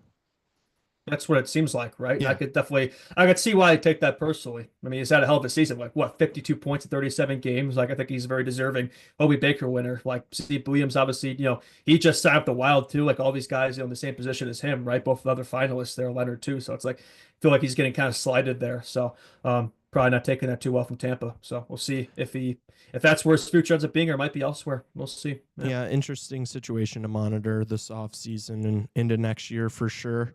Mm-hmm. Some league standing stuff. The San Jose Sharks are officially the worst team in the NHL. They've got that wrapped up. They have the best odds for the #1 overall pick this year. To win it back to back in 2 years would be a very impressive feat. San Jose, you guys are congratulations to the San Jose Sharks. They win the last place race for the second consecutive years, back-to-back run for them. They're building a draft lottery dynasty over there. So, no, congratulations to them. The vibes are very high there in 32nd place. So 20 wins in the season and 51 points. But yeah, everything's going so much better over there compared to Chicago, right? So, yeah, and then their boy might not even win the Calder now after all that talk, after all that hype. So hopefully that happens. Hopefully they have no awards there, and they can take Schaefer, and we'll gladly take Michael Misa too. I think that'll work out pretty nicely for us. So, but yeah, if they don't get him, man, they have no defense. Yeah, I think I'd be pretty concerned. So, but we'll see. I'm sure it'll work out for them. I think NHL Clay likes to glaze them over there. So, but yeah, I'm glad they're having fun. I'm really glad that they're enjoying themselves over there and building that losing culture, that losing mentality that they've always had for their entire 30-year existence with 0 cups to show for. Hopefully it stays that way, because 13,000 people showing up every night, so their attendance has not improved in the slightest since getting their so-called generational talent there. While we've been top 5 in the league, 31st NHL, and Pucks fans still show up every single night. Nobody shows up, nobody cares about the San Jose Sharks over there, but I'm sure they'll keep getting awarded with top picks here they don't deserve. So yeah, congratulations to the Sharks there. Again, wow, yeah. That was electric. I love when you get in your absolute hater mood and you just cook for 2 minutes, just slandering. If you can't tell, I'm not a big San Jose Sharks guy. No, we can tell. Do you would you prefer them to get the first overall pick this year, yes, just so that they can't do it next? They can't get Gavin McKenna next year. Well, that's a great point. I think. Sorry to cut you off again. I keep doing that, but I think getting the second pick and the Sharks' first pick is the ideal scenario for the Hawks. It does suck that they get Schaefer, but it's like I worry. It's like they're the only team at 1 where it's like I feel pretty confident that they would take him, because I really want you know this. I really want Michael Misa, and I feel like if any other team gets a first pick, not us, besides the Sharks, they're probably going to take Misa. So that's why I want them to get the first pick, and also so they don't get McKenna. Because yeah, if the Sharks get McKenna, fuck. No, yeah. I am not interested in the Sharks. He can go elsewhere, right? Probably not going to be us. But I think just for the Hawks too, it's like, you get the second pick, so it's like you can't get the first again. I've said this before, we don't want to be a tank team again next year, right? But at least to have the chance, isn't a bad thing, right? To move up again, right? For a player of that caliber. I think the second pick too, it's like perfect spot to land. Misa is the guy we want anyway. So yeah, I think winning the draft lottery for the Hawks this year actually, not saying that'd be a bad thing, but it's like I think having the second pick, Sharks 1, is probably the best scenario for the Hawks. It works out nicely. So yeah. Dude, even if you finish 7th or 8th from the bottom next year, and then San Jose wins it this year, they can't do it next year. They'll presumably still be worse than us next year. Yes. That's one less team. So it's like if you finish 8th from the bottom, you have the 7th best odds at them. We're still talking about over a 10% chance to get Gavin McKenna. So there is a world and a possibility where we see progression, we get Misa, and then we get McKenna next year. Not so bad. He scored a pretty nice goal the other day. Did you see that? That was disgusting.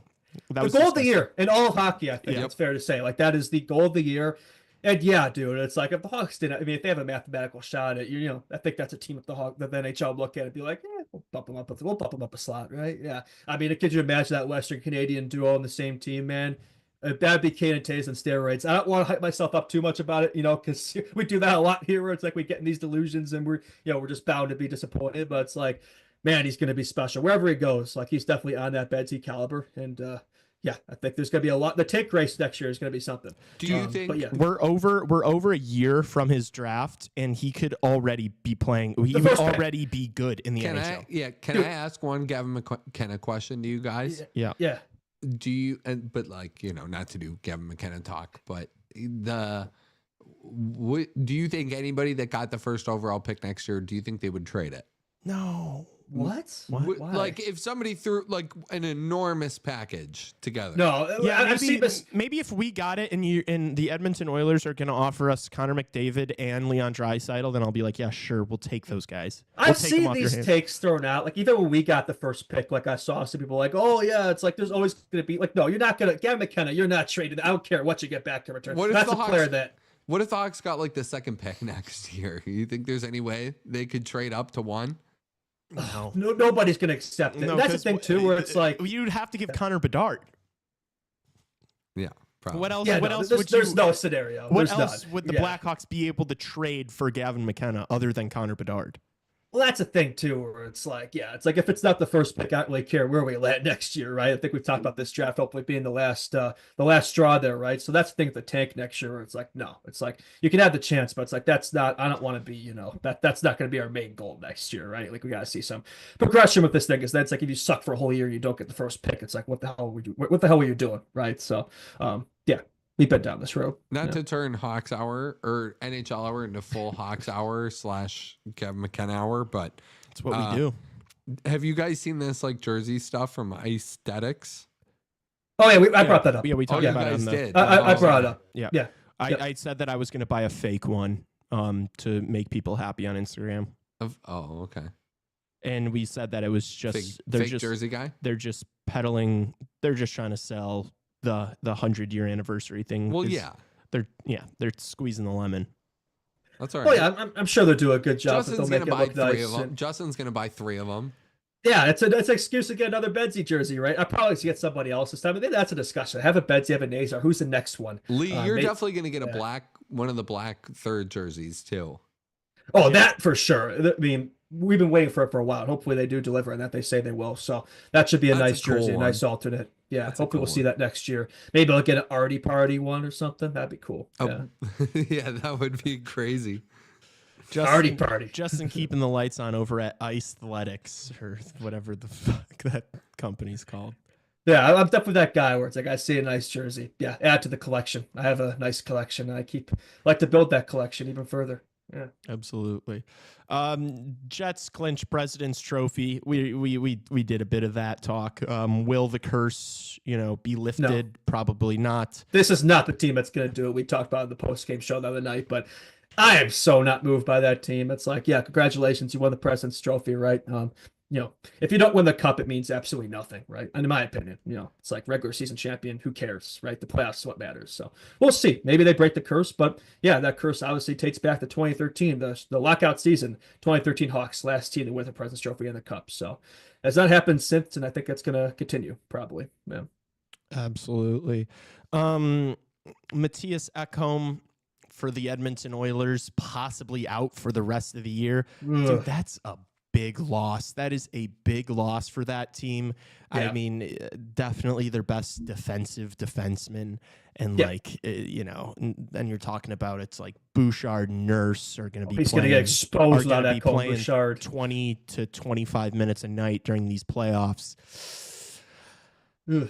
That hurts, man. I picked them as like my second highest on my Stanley Cup contenders list, and yeah, I saw they only said it's for the first round as of Well, right now. that As of might right be all now. they need. That Yeah. might be it. That could be enough. Yeah, I know. I've been making jokes like for a while about, oh yeah, they're gonna beat the Kings for the fourth straight year because it's inevitable. But I don't know, man. Like this, it could be different this time for a few reasons, right? I think this is the first time Kings will have home ice, and they are a different team at home. They never had that advantage versus the Oilers. And yeah, a banged up squad there. It's like that's a big loss, man. That's not a nothing loss, and it's like that defense. I could see it getting kind of exposed. We'll see. I mean, better hope McDavid and Drysdale carry because I mean, it's not really. It doesn't look like the same Oilers team this year. Must be said. Dude, Yeah. I'm we're gonna be filling out our brackets here. We're gonna have information about that on Friday for sure at the very latest. We'll do a preview because we're gonna do a preview, but then also we should make like a league for CHR enjoyers to join, and we're gonna be filling out brackets and making predictions and stuff. And I'm sure with that is gonna there's gonna come like a lot of slander and shit talking and a lot of pride at stake for us as far as making picks is concerned.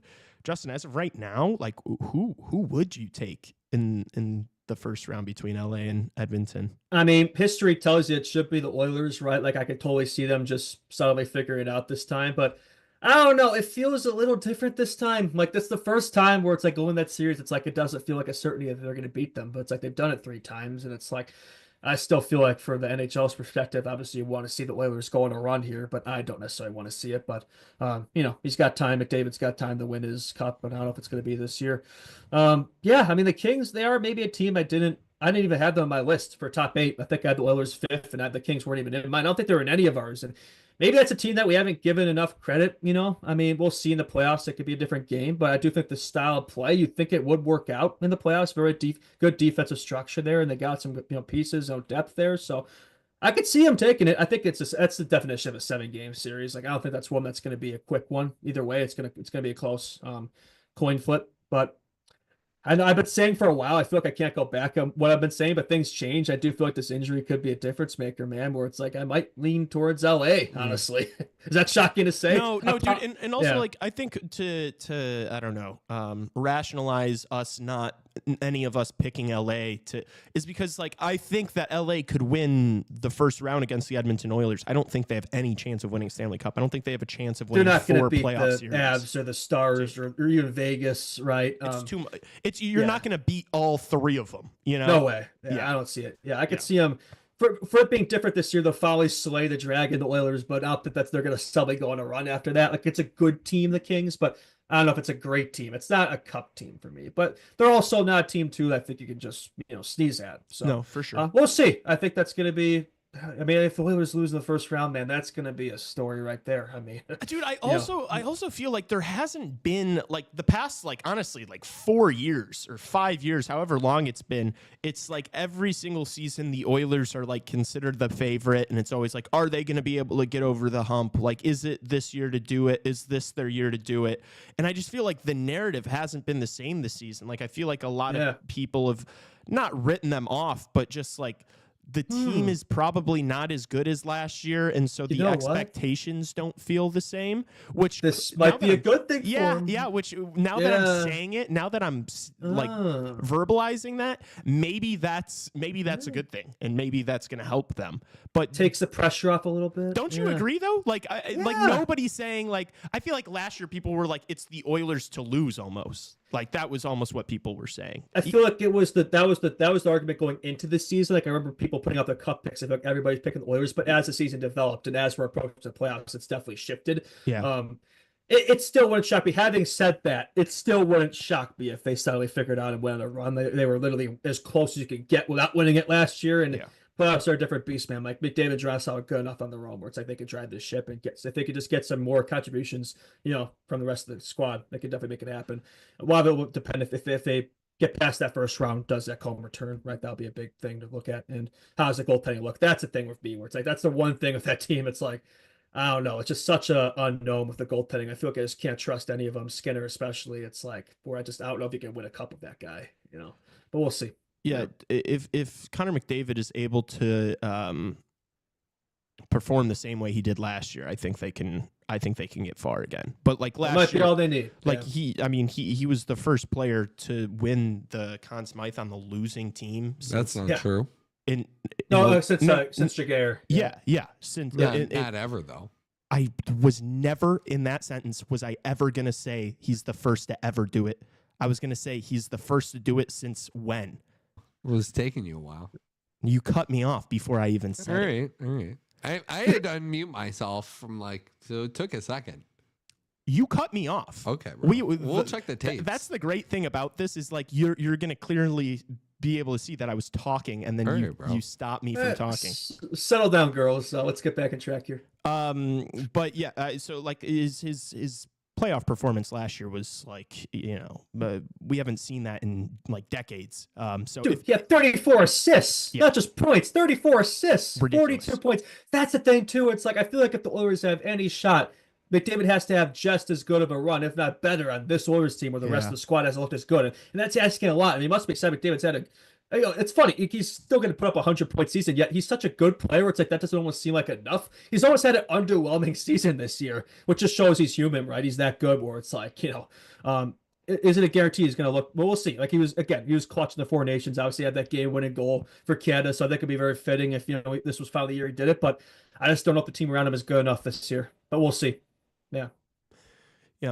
TBD. Dude, this is the NBA, man. You need a team to win the cup. You can't just run through one or two stars, You right? do, but Connor McDavid is, the star. Connor and Leon are just, oh my God, they're so good. It's different. It is different with those guys. But I don't know, man. This playoffs are going to be electric, dude. There's so many storylines. Like even just the first round is going to be insane, and I'm so excited about it. We've got the Dallas and Avs series alone is going to be like that. I mean, that's a Western Conference final that you're getting in the first round. So that's the thing. It just sucks that that's a first round matchup, right? I mean, maybe it's a good thing in some aspects just to start off with a bang, but it's like those are two teams like that shouldn't be out in the first round, right?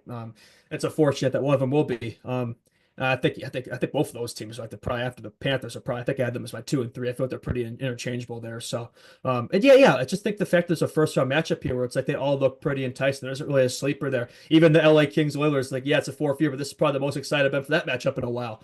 There really isn't everything's a banger here, but there isn't one first round matchup I look at where it's like, I'm not going to be tuned in for. I know we don't have them all confirmed yet, but we have a pretty good idea of what they're going to be. So, and we still have some, races to figure out here at the end of the season too. So that's a good thing as well. Go down to the wire there for those last couple wild card spots. Yeah. Big story going on right now is former Blackhawk legend Calvin DeHaan, very frustrated with his time so far in New York. Hasn't really been playing a lot and has been voicing it. I have one article pulled up here, but he has quotes that it's fucked how the Rangers have treated him. He's played 3 games. And that he's just wasting his time there. Why'd they trade for him? They're not going to play him. It's a head scratcher. It's crazy, and the Rangers are bringing this upon themselves. Like in what has already been a nightmare of a season, like the middle of the year, I feel like it was like a month stretch where it was just like we were talking about the Rangers every single day. It was them or the Canucks, the drama teams. Yeah, and just like to end the year like this is so brutal, having a guy that you bring in say this bad of stuff. Like it's not good at all. Cause then it's like, who wants to go play for the New York Rangers if this is how they're treating guys that they trade for? Couldn't happen to a better friend. Like I'm loving this, man. I'm loving this Rangers downfall. I love being a hater. Like when my team sucks, it's like, okay, then I wish, other fan bases to experience the same pain that I've experienced, right? And I think just the New York Rangers fan base, like I could not be happier to see this downfall of that organization there and that team, just like the Bruins. Like I'm loving this, man. This is great. Couldn't happen at a better time. As these teams are declining, we're going to be on the rise. Perfection. Couldn't write it any better. So not too upset about that in New York, but it's like, man, it is a fumble, man. Like a lot of people going into the season, like they were an Eastern Conference final team last year. They're close to a cup, and now they're not even going to be in the playoffs. And I don't know. Do you just see them suddenly figure it out again in the offseason? I don't know. Like I just feel like this core, like I don't think you're gonna win a cup through these guys. No. Like they're not getting any younger. They're becoming more and more washed. And it's like, how that team develops young players. They have young talent, but they don't utilize it. So it's like, I just don't think they're built the right way at the moment. Management, everything. It's not going to get it done, I feel like. Yeah. Not a good time to be a New York Rangers fan, if I'm being honest with you. Like, I know they've finished significantly higher in the standings than the Blackhawks are gonna, but what do they have to show for it? Nothing. I would trade. I would not trade anything to be in that situation. Yeah, I mean, some more quotes from Calvin DeHaan. So in his 3 games that he's played for the Rangers, they're 2-0-1. So they didn't even lose in regulation with him out there, and he just hasn't played. And so he's getting pissed off. And he's like, I'm getting older in hockey years, and I may not play every single night. I feel like I can still contribute and help teams win. I know I'm not going to play 20 minutes a night in the role I've been in the past few years, but again, I feel like I can still keep up and help a team in certain facets of the game. It's just yeah, I mean, you should at least have a shot, man. This is TJ Brody here, right? So it's like, but yeah, it's like you made this move, you bring this player in, and then you just scratch him. Like it's like it's baffling to me just how they're handling it. I mean, I think he's not the only player there who has negative things to say, but he probably feels like he's in a space where he could talk about it there because it's not like his future is a bit of a different situation where some guys probably wouldn't want to voice their opinions before they are in the franchise. So it gives him that freedom to speak his mind there. But yeah, I feel for him. Obviously, Blackhawks legend, like you said, maybe not the fondest. Like I kind of understand why they're not playing him, but it's like he's Calvin DeHaan, but at the same time, it's like, dude, like, why'd you bring him in then? Like, I don't know. He's not even getting an opportunity. Like, I feel for him. I do. Yeah. Tassos, are you here? Do you have any thoughts on Calvin DeHaan not playing at all for the Rangers? Or is that Calvin DeHaan not playing at all with the Rangers and only playing 3 games? Yeah, man. Say what you want. Yeah. Say what you want. Yeah. Yeah, I appreciate that. The honesty. You don't see that from Did a lot you of read players. the thing I sent you guys? Where? On Instagram. No, let me do that right now. You guys just have everything muted all the time. No, we don't. I'm just doing not Justin. I'm doing a show here. Yeah, sorry. I sits up in break or something. It's just him talking. He put out his statement on Twitter. Yeah, that's kind of. I was just reading it. Oh, that was what I just read it from an article. Yeah, so he's very unhappy, and good luck, New York Rangers.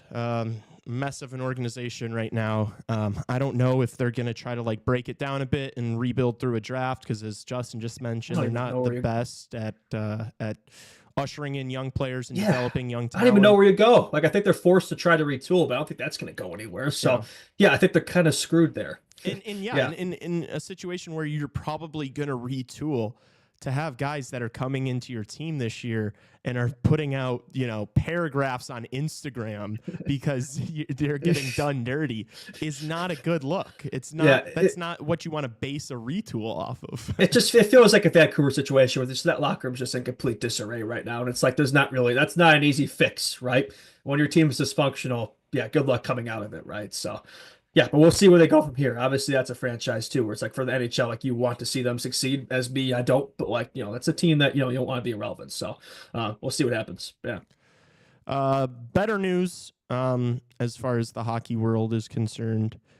Gabe Landeskog making his first professional hockey, playing in his first professional hockey game in 2 years? It's been. That's right, 3 years. Yeah, dude. Oh my gosh, he's been out for so long. It was awesome. I saw his first shift. That place seemed packed, and they were just so pumped for that guy. Hopefully, we see him early in the playoffs. I don't know if it's going to be game 1 or maybe game 3. But yeah, he scored, right? He did. Yeah, he got his first career AHL goal and assist. Absolutely tearing it up down there against the Plumbers. So, well, look, he's been away from the game for a while. So, yeah, there's no way he doesn't play in the playoffs, right? It might not be right away, but it's like, why would he be playing games in the AHL? Like, if they didn't feel pretty confident that he'd be able to slide in there. So, I think he's showing it now, right? I mean, obviously, yes, it's the AHL, but it's like he hasn't played in a while. So, I think the fact that he's producing and looking somewhat like himself down there is a good sign, right? That he could still play, could still do it. And a lot of his teammates were there to support him as well. So, probably the first sell they've ever had too. So that's a Gabe Landeskog effect. So no, I think it's great for the NHL world. It'll be fun to watch the rest of that series there and just see it develop. Great story. I think he's got the Masterton locked up. That's easily his award this year. Probably not even a debate there. So no, good for him. I think it's a guy maybe a lot of us wrote off. Always ever going to show up or return. There's been a lot of talk around it, but now we're actually seeing it after all this time. So I think it's great for the Avalanche too. The timing could not be more perfect. I think if you get him back for the playoffs, it's like, I think that moves him up even higher. I think amongst teams, I think that could take it. I think captain coming back. Yeah, that's an easy pick for me. Coming out of the Pat West. Maroon, Pat Maroon might have something to say about the Masterton discussion. Yeah, hopefully our boy Maroon comes away with it, but or even Patrick Kane. He was nominated for the Masterton by the Red Wings. I think that was a year too late. I think a lot of people wrote off Kane, right? He'd never be able to come back with that hip surgery. He's shown he can, but unfortunately, I think that one's a year late. He's probably not going to win it. But man, he's come a long way, man. I would have never imagined, young teenage Blackhawks Patrick Kane being nominated for a Bill Masterton trophy. So that's pretty cool. Yeah. Absolutely. I pulled up Colorado's DFO just to like do a little bit of he's gonna slide in on this line. Yeah, and this third line probably. But they already they're resting guys for these last game or two. Like right now they have Miles Wood on the first line, so I'm like, there's no point of even doing this on this website. So, dude, I think Gabe Landeskog's return to the Colorado Avalanche is imminent, and it's gonna be a big boost for them. I'm so excited, and hopefully we're streaming the game that he makes his he plays his first NHL game in, because that's going to be scenes, dude. That arena is going to be electric. So just another one of what feels like 100 storylines going into this playoffs. It's funny, you brought the lineup situation there. It's always funny. We see these teams who kind of have nothing to play for. Their tickets punched, their seating, their opponents are determined. So it's like they rest all their top guys, and they're basically playing AHL laps the rest of the season here. It's like this point of the year, it's like, okay, I'm ready for the playoffs already. We've seen enough regular season hockey. I remember the 2013 Hawks, their last game of the year, they basically just played a Rockford Ice Hawks lineup. It was pretty funny. So you've seen that with some of these teams here, right? So if you're not a team that's in a race or something or fighting for seeding, it's like you're basically just mailing these games in. Just get to the games that matter here. Don't right? get hurt. So, yeah, exactly, right? Just finish the game, complete the game, and have a healthy lineup to start the playoffs. Yeah, absolutely. The Red Wings have been officially eliminated from the playoff. Justin, are you a believer in the you can say it? Wiser plan. Why is this the plan, man? I don't think it's working out over there, man. It's been 9 years of this now. It's like they have the second longest playoff drought after the Buffalo Sabres, who haven't experienced a playoff in the GTA 5, GTA 6 era. So, yeah, for the Wings, we'll see. They still have some pieces. They've got the Danielsons, they got the Sandin Pelikas and the Casas. They have some more pieces in the pipeline, but it's like, a lot of these guys aren't going to be there forever. It's like, I just don't think this team at the moment, the way they're constructed, it's like, I just don't know where they're going to go from here. It doesn't really feel like they're on a linear path at the moment. They were, literally tied last year, and they take a step back. It's like, it just feels like it's not really going anywhere right now. I'm sure fans are probably starting to lose their patience. I think he's been there since 2019 and, has that plan, but hasn't really been working out the way it did in Tampa land. So, I don't know. For the Wings, it's unfortunate. That is a team that, yes, that's a rival, but it's like you want to see them in the playoffs. Like, it's good for the game of hockey, and sucks for Patty Kane. It's like he says, I want to go to a contender, and then he goes to Detroit, and for 2 years has experienced a playoff game. So sucks for him, but we'll see if he sticks it out there. But yeah, I'm not really sure how much more runway he gets there. It feels like the seat's definitely getting hotter for Yzerman. Dude, I'm so fascinated by the entire situation there, is because they've had this crazy playoff drought, but there's a massive contingent of fans that are still so much behind him and really believe in him. And I just feel like you don't get there this many years in a row. They have, obviously, the fans that are still believing have a ton of faith in the young prospects that haven't made it to the NHL yet. But we've seen this in Chicago. I don't know if the few really highly touted prospects they have, if they're going to slide into the lineup next year and get you to the playoffs. What his pro scouting has been atrocious. Every guy they've brought in, it's not really working. So I don't know kind of what the end goal is as far as to start bringing in these prospects and so then who are you gonna get rid of? Who are you gonna hold on to? Steve Yzerman, good at building through the draft, right? Good draft guy, but good prospect guy, but struggles with putting a team together with the pro scouting and stuff. That's interesting. I never heard that. Never heard of that before. Yeah, that's I'm not familiar with that, right? But he's obviously younger and has less time, so we'll see. More time for the process to figure out and more prospects in the wings. So I'm just throwing it out there, though. That's something to keep an eye on for sure. Yeah. No, I mean, dude, I hope in like 2 years, if the Blackhawks have like not really made much improvement and they're still like a while away from the playoffs, I would hope that like our fan base is being critical of the general manager, not like right. Yeah. Like a lot of these guys too. It's like just because you build a team doesn't mean you're going to be around to see it. Like it was the same deal in the 2010s, right? Dale Talon kind of built that Hawks team through the draft. It wasn't just him. There were some guys before, but it's like he wasn't there when they won the cup, which kind of wish he was there because we know who was there. Stan Bowman. He obviously took what he built and threw it away. So that's something to obviously keep in mind for the Hawks too, where it's like that's something you want to try to avoid once again. So hopefully learn from past history there. Yeah. Yeah, I also saw not to bring this back to the Hawks, but yeah, we like doing that in the NHL or somehow bring it away to bring the Hawks back into it. Yeah, I saw some stuff. I'm reading like a comment section right now, and somebody's just saying like a team led by Larkin isn't good enough to make the playoffs. Shocked. Like I don't think it's on that guy, but there is something to be said of like you don't want to be your number one guy, right? Like Larkin's a damn good player. We saw the Four Nations, right? But like that's not going to be the guy who drives it to the promised land there, right? He's a good like secondary like piece or whatever, second line player, but first line, he's not really a star. I mean, yeah, he's a fast player, inconsistent, sometimes has problems with injuries, fast, but not really like a jump off the page type of guy. So Raymond's progressing, and that's a good news for them, right? He's definitely a guy I think who could be that type of player, unlike Larkin. And Kane DeBrincat can only do so much, right? And I think especially for Kane, like if you're relying on a 36-year-old Kane to get you back to the playoffs, you're doing something wrong there, right? I mean, but he still had a damn good season. So, but yeah, it's just they just don't really have like the defense is the main problem. It's Sider, Evanson, a bunch of nobodies. Like, yeah.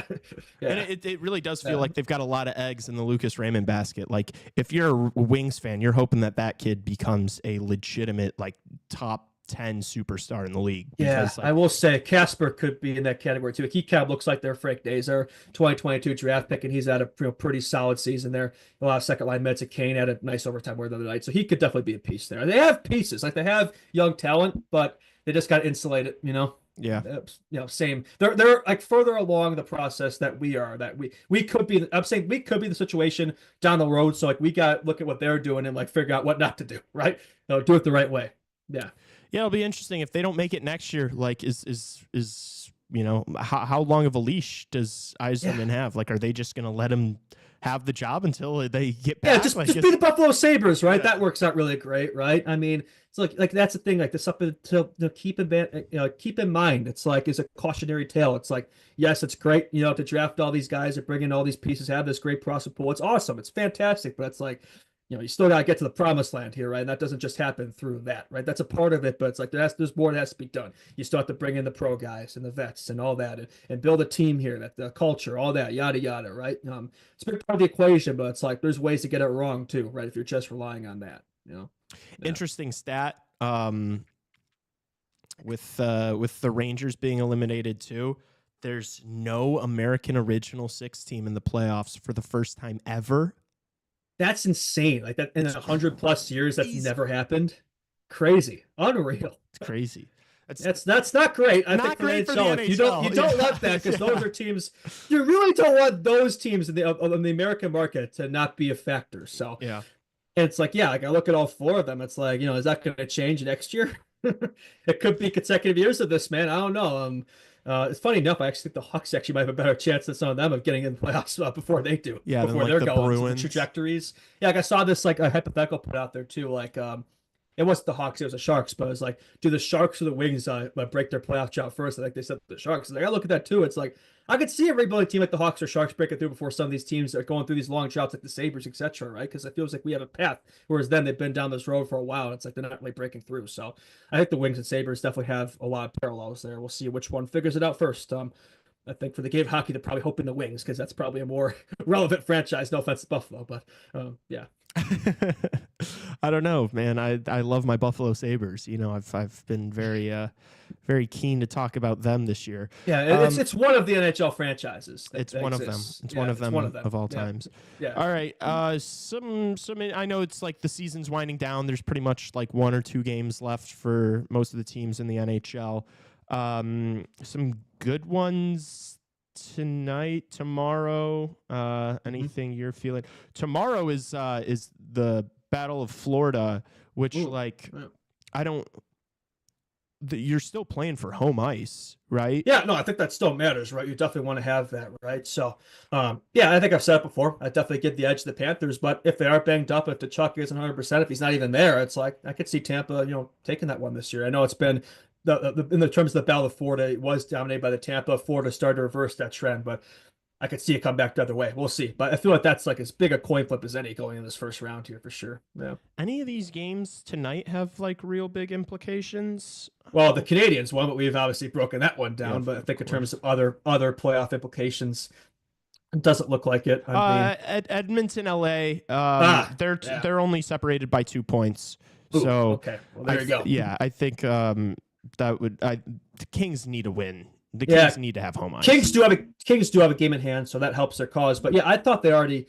Forgive me, I thought they were kind of already had that figured out. I didn't realize how close Edmonton was. So for the Oilers, yeah, if you can come away here with this game and somehow have home ice, like there you go, that could kind of reverse that trend there. So we'll see it. But yeah, I think for the Kings, yeah, for sure, if they want to break through for the first time, they got to have 4 games at home. Yeah. Guaranteed. Yeah. So probably going to be an intense game there. But then some of these are like I don't know how much jump Red Wings Stars is going to have because nobody cares. Their Stars can be resting their top guns and the Wings, their season's over pretty much. So tomorrow, I mean, let's see any implications here. The Blue Jackets still have a chance. We talk about the Flames a lot. They're still in the race. So the Blue Jackets. I love to see it. I hope they can figure it out here, win these last few games and punch their ticket just after the season. They've had all the dialogue. I think I brought this up, but I'd much rather see them than the Montreal. Yeah. I know Montreal would be good for the game of hockey, but I don't know. They started to annoy me over there, man. They're getting too cocky over there, too arrogant. So I want to see the Blue Jackets. I think that'd be a nice underdog story. Yeah. And then, obviously the Flames, man. If the Blues, this would be so funny. Yeah, the Blues play Utah tomorrow. After all that run, after all this talk, it's 2019 all over again. They win 12 consecutive games. If they bottle this and the Flames sneak in, that would be the greatest thing ever, man. Yeah. I hope that happens so bad. That would be the funniest thing of all time. So it'd be great for you too. So hopefully that happens. Yeah. Yeah, so Blues can clinch tomorrow with the win over Utah. That's their last game of the season. And then the Flames are going to have to beat the Golden Knights, who have already clinched their division. So, I mean, it's the Golden Knights, obviously a better team than Utah, but will probably be resting guys, you'd assume, tomorrow night. So maybe not the best Golden Knights team you're going to see. And that's at home for Calgary. So that's good for them. And then they play LA. Calgary does for their last game of the season in LA. And so I'd imagine maybe Calgary's hoping that LA wins tonight so that then, their final game. They already got it figured out, right? Yeah. So they have nothing to play for in terms of seeding home ice. So then they'll probably be resting guys, right? So we'll see. It's not over. It's unlikely, but there's still a couple places here. These last couple spots still got to be figured out here. But definitely something to watch this week for sure. It's in St. Louis's hands. So that's the scenarios. Obviously, Calgary has to win these last 2 games. But then if St. Louis wins tonight, actually, I don't even know if St. Louis wins tonight and Calgary wins their last 2, they'd be tied. How does it go to wins? Blues because they have more wins. So I think it has to. There's no they have to win out, they have to lose out. Yeah, pretty much. Yeah. So St. Louis, it's in their hands. It's not out of their control. You just gotta beat the club tomorrow. I think it's the same deal on the other end too. I think the Habs gotta lose out and the Jackets gotta win out. Yeah. Yep. So same deal. Yeah, pretty much. But they both have 80 games. So there's a difference there. Yeah. Yeah. And also the Jackets have beaten Washington back-to-back games. Kind of pumping them. I think if you combine the scores from the 2 games that they've played, it's like 11-1 or something. Dude, this might be a 4D chess move for the Washington Capitals. So I've said it before, right? But that pesky Canadiens team, it's like if you're the Capitals there, would you rather play the Canadiens or the Jackets? I think I'd much rather play the Jackets. Really? So maybe that was a strategy. Like they were resting Ovechkin. He wasn't even playing in those games. He played the other game. He scored 896, but he did play the first one. I think I'd rather play the Blue Jackets than the Canadians. Maybe do you disagree? I don't know. I think that might be a 4D chess move. I think Columbus is like a scarier team to play in the playoffs. Like I feel like they've just got so much size. I like their forward group a lot. Yeah. I just think Montreal they're just like too young and inexperienced. Like I think it's a big win for them to make it this year, but I don't see them winning a series, to be honest with you. That's fair. Yeah, they also do. We talk about storylines with the Washington, right? Columbus has a lot of storylines too, so that could be their undoing there. We'll see. I don't know. I'm just putting out scenarios there. I don't even know if I fully believe it. I think both teams have questionable goaltending too. So there's that too. Yeah, good point. And you definitely need that in the playoffs, at least to be competent. Yeah, absolutely. All right, I think I feel like we covered a lot today. Yeah, I think we've got it covered there. Yeah, that's a good spot to seal the deal. Yeah. Absolutely. All right. Well, thank everybody. Thank you guys all so much for watching, listening, no matter where you do it. If you do it, we appreciate you. If you listen to us on Apple Podcasts or Spotify and you haven't given us 5 stars yet, please go ahead and do that. It takes nothing from you. You just click a button. And it's free. It's completely free, and it helps us a lot. Subscribe to the YouTube channel if you've not yet. We are at 675. 675. Oh, yeah, not too shabby. No, not bad at all. I think we've said it before, right? We want to get to 1,000 by the end of this playoffs here. So I think it's within the realm of possibility, but y'all can help us reach that. We can't do it alone there. So we got about 2 months, I guess, 2.5 till our season kind of concludes here. So let's get her done. Absolutely. Yeah. And follow the Instagram, Chicago Hockey Radio, the X account, the TikTok, all that good stuff too. We're putting out tons of content every single day, and that is not going to stop over these last couple months. So up in the social media train there, right? Last 2 Hawks game of the year, we will be live streaming both of them. Let's end the season on a high note. Let's do it. Absolutely. Stream the Night's going to be awesome. Justin's going to be joining us for the post game, and then same thing tomorrow. So be ready for that. We will see you tonight.